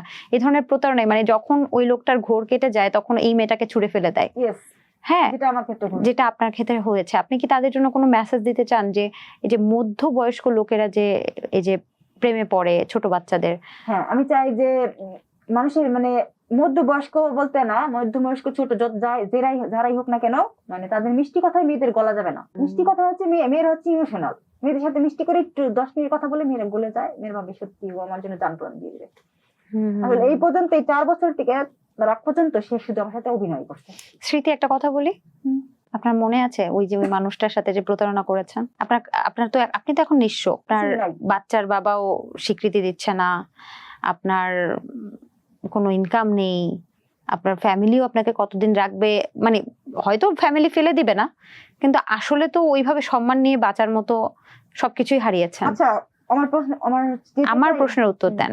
ওই মানুষটার সাথে যে প্রতারণা করেছেন, আপনার কখনো মনে হয়েছে এটা প্রকৃতির প্রতিশোধ? যে মানুষটা আপনাকে ভালোবেসে মানে পছন্দ করে বিয়ে করেছিলেন, তাকে 3 ঘন্টার সংসারও আপনি দেননি, তাকে মিথ্যা এলিগেশনস দিয়েছেন যে তার সমস্যা আছে, সে বলদ, এগুলো বলে তাকে ডিভোর্স দিয়েছেন, এবং সেই মানুষটা বলেছে এরপরেও আপনাকে সে মেনে নেবে যদি আপনি ফিরে আসেন। সেই মানুষটার খোঁজ নিয়েছিলেন আর সে কোথায় বা সে আবার বিয়ে করেছে কিনা? কিন্তু আমার আম্মু বলছে তোর জন্য এখন ও কান্না করে, কিন্তু ওই ছেলে এখন বিয়ে করে ফেলছে, তার মেয়েও নাকি হয়েছে। তার কিন্তু আমি এখন মানে আমার এই দিকের কষ্ট মনে পড়লে ওইদিকে মানে বিয়ের সেই দিনের কথা মনে পড়ে। আপনার অন্যায়টা কি আপনি বুঝতে পারেন? আমি আমার অন্যায়টা মেনে নেই, স্বীকার করি যে আমি হারে নিজের কত সুখে থাকতাম এখন আমি। প্রকৃতির প্রতিশোধ বলে একটা ব্যাপার আছে, ওই মানুষটার সাথে আপনি অন্যায় করেছিলেন, যদিও সেটার প্রকৃতির প্রতিশোধ কিনা জানি না, সেটা সৃষ্টিকর্তা জানেন, তবে আপনার সাথে যেটা হয়েছে সেটাও খুব বেশি ভালো হয়নি। একদম শেষ মুহূর্তে আমি আছি। স্মৃতি, নিজের জীবন থেকে কি শিখলেন, কি শিখাতে চান আমাদেরকে? শিখছি যে মানে এই ছোট বয়সে আমি অনেক চাপ, মানে অনেক কি বলবো, অনেক কষ্ট পাইছি। তাই আমি চাই যে মেয়েদের অনেক স্ট্রং থাকতে হবে, সবচেয়ে বড়। এত বছর পর এসে স্ট্রং হলেন। আগে আমি এত স্ট্রং ছিলাম না, আর মানে কি বলবো, খুবই নরম ছিলাম। কেউ কিছু বললে আমি কান্না করে দিতাম, মানে মানে ইমোশনাল, আবেগ। আর এখন হচ্ছে মানে আমার বাবু হওয়ার পর থেকে মানে অনেক স্ট্রং হয়ে গেছি, অনেক বিবেক জাগ্রত হয়েছে। বাচ্চাকে নিজে একাই বড় করবেন? নিজে একা বড় করব। যে বাবা আসলে স্বীকৃতি দিতে চাচ্ছে না, ওটা তো বাচ্চার জন্য বলে যে বাচ্চা আমার মনে হচ্ছে আপনি এখনো ফিরে যাবেন। কেন যেন মনে হচ্ছে আপনার এখনো ট্রমা বন্ডটা আছে। মনে হচ্ছে যে সবকিছু মেনে নিলে মনে হয় এখনো তাকে মাফ করে আবার সংসার শুরু করার চেষ্টা করবেন। এখনো মানে ভালোবাসাটা আছে, কিন্তু আবার ওগুলো মনে পড়ে যায়, তখন আবার মানে ভয় পান। তখন আবার মানে ওর কাছে গেলে আমি কখন সুখী হবো না আপু। কারণ যে আমাকে আমার বাচ্চা হওয়ার পর ঠকাতে পারে, সে আমার পরবর্তী লাইফে ঠকাতে পারে। বাচ্চাকে কি বানাতে চান? মাদ্রাসায় পড়াবো। আপনি আপনার ভবিষ্যৎ নিয়ে ভেবেছেন? পড়াশোনা শেষ করে এখন তো সমাজকর্মে পড়ছেন না, কোন ইউনিভার্সিটি? আপনার নিশ্চয়ই এমন বান্ধবী আছে যাদের এখনো বিয়েও হয়নি, আছে না? তো নিশ্চয়ই আবার জীবনটা শুরু করতে হবে নতুন ভাবে, যদি এই ঝামেলা থেকে মুক্তি পান।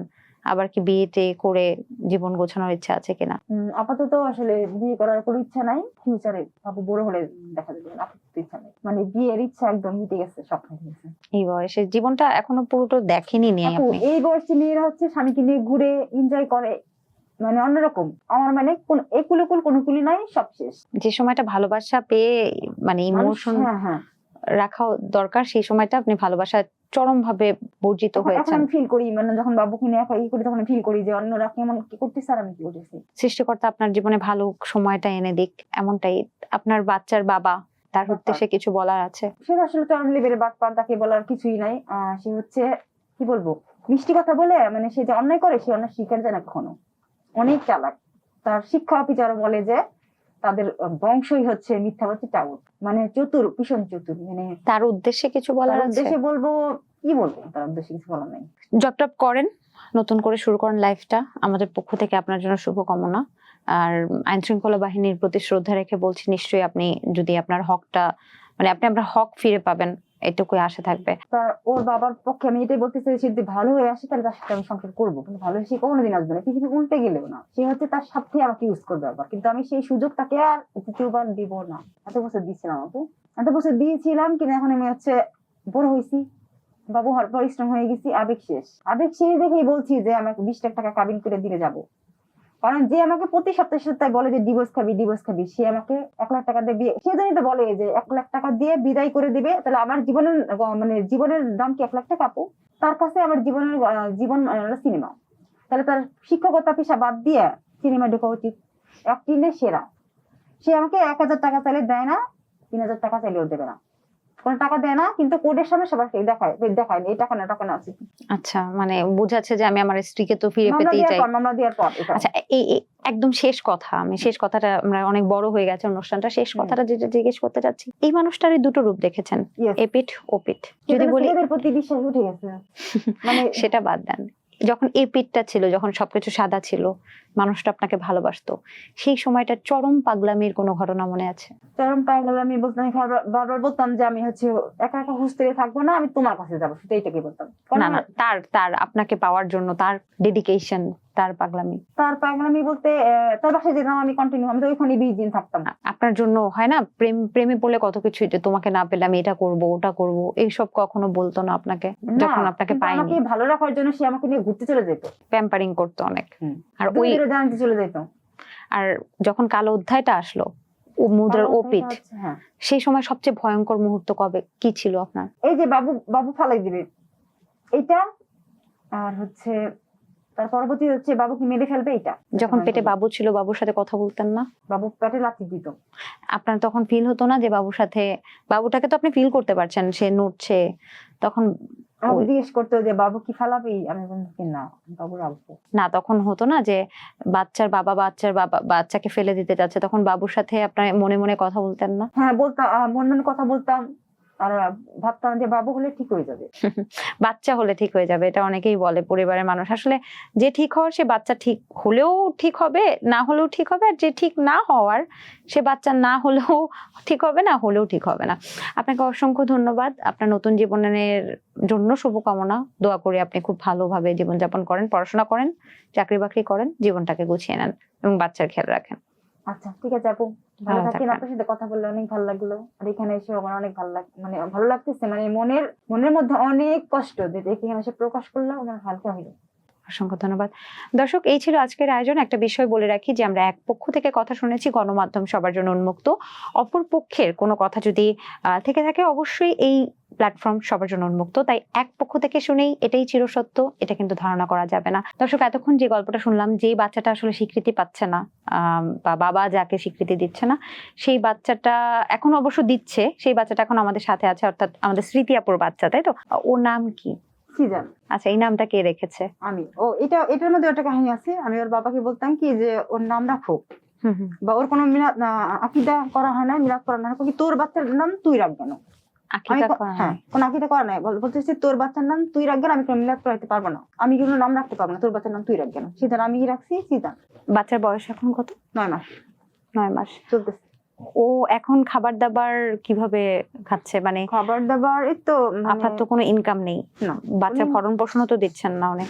আর বাচ্চা, আর একটা কথা আছে, আমার বাচ্চার প্রতিবন্ধী, সেই ভাতা সে সরকারি খাতায় করে সরকারি ভাতা খায়, কিন্তু আমাদের কোনো টাকা পয়সা কোনো মানে খরচপাতি দেয় না, এই পর্যন্ত দিচ্ছে না, আবার ঈদে কোনো জামা কাপড়ও দেয় নাই। ও কি প্রতিবন্ধী? আচ্ছা আপনারাই বলেন আমার বাচ্চা কি প্রতিবন্ধী কিনা, দেখেন তো। আমার তো মানে আমি তো ডক্টর না, তারপর আমার দেখে তো মনে হচ্ছে না। দেখি কি মনে হয়। হাই, এটা তো আমি কোর্টে প্রেজেন্ট করবো। না, ও তো আমার বাচ্চা প্রতিবন্ধী না, ও তো প্রতিবন্ধী, রেসপন্স টাকা খায়, করছে। সে আমাকে কিন্তু টাকা এনে খায়, কিন্তু আমাদের কোনো টাকা দেয় না। কিন্তু প্রতিবন্ধী কেন ইয়ে করলো? তার শিক্ষা অফিসার আমাকে বলছে। মানে আমি বলছি যে প্রতিবন্ধী কেন প্রমাণ করতে যাচ্ছে? টাকার জন্য? আচ্ছা, আমি খুব অল্প জানি, তারপরে আমার ছোট্ট জানার পরিসরে হ্যালো, এই যে ও রেসপন্স করছে, 6 মাস বয়স, কত 10 মাস 10 মাস বয়স, ও রেসপন্স ও করছে, ধরে ধরে দাঁড়ায়। ও যেহেতু ধরছে, আঁকড়ে ধরছে, ও রেসপন্স করছে, ও আমার দিকে তাকাচ্ছে, আই টু আই কন্টাক্ট হচ্ছে। তো এখানে তো আমার ওর মানে কোনোভাবে মনে হচ্ছে না ও তারপর প্রতিবন্ধী। দাদা বলে, তারপর বাবা বলে, কথা বলতে, হুম। আচ্ছা, তাহলে তারপরে মা বলে, দাঁড়ায় তো না? হাত ধরে ধরে দাঁড়ায়। বাহ, আবার মাশাআল্লাহ, যদি খুব ডাকি সুন্দর। তাহলে ও আসে, আমার কাছে ডাকলে দৌড়ে আসে, তারপরে হচ্ছে তাকায়। তো যখন প্রতিবন্ধী এরকম সার্টিফিকেট নিচ্ছে, আপনি জিজ্ঞেস করেননি যে কেন? জিজ্ঞেস করবো, ব্লক মারাতে কথা তো বলি না, আচ্ছা আচ্ছা কিন্তু আমি বলবো যাওয়ার মতো। আচ্ছা আচ্ছা। তা সে যে মানে আমাদের তো মেন হচ্ছে ভাঙা, সেখানে হচ্ছে শিক্ষা অফিসার আছে ওদের মেন, সে আমাকে বলছে যে ও প্রতিবন্ধী ভাতা আমার কাছ থেকে বানায় নিয়ে গেছে। হুম, তখন আমি মা হিসাবে, আমার সন্তান সুস্থ, মা হিসাবে আমি খুব কষ্ট পেয়েছি, খুব। তাহলে সে কোন নদীকে একটা বাটপার টাউট, কি একটা মানসিক রোগী বাবা, যে ওই বাবার কাছে সন্তান কখনো নিরাপদ থাকতে পারে না। টাকাটাই যেখানে মুখ্য, আসলে সেখানে কি করার?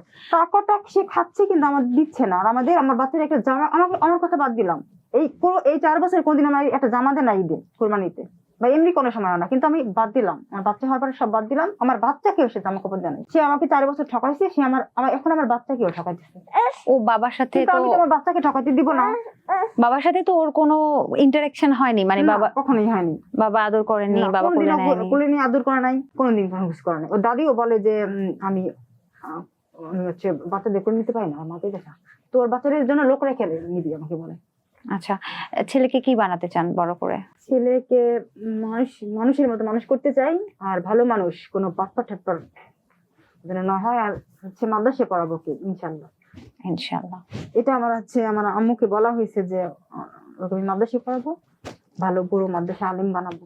আমার বাচ্চার জন্য সকলে দোয়া করবেন। জীবনের গল্প বলার জন্য অবশ্যই আমাদের টাঙ্গুলি এন্টারটেইনমেন্টের পেজে যোগাযোগ করুন। সবাই ভালো থাকবেন, সুস্থ থাকবেন এবং বুঝে শুনে জীবনের সিদ্ধান্ত নেবেন, নাহলে পরে আফসোস করতে হবে।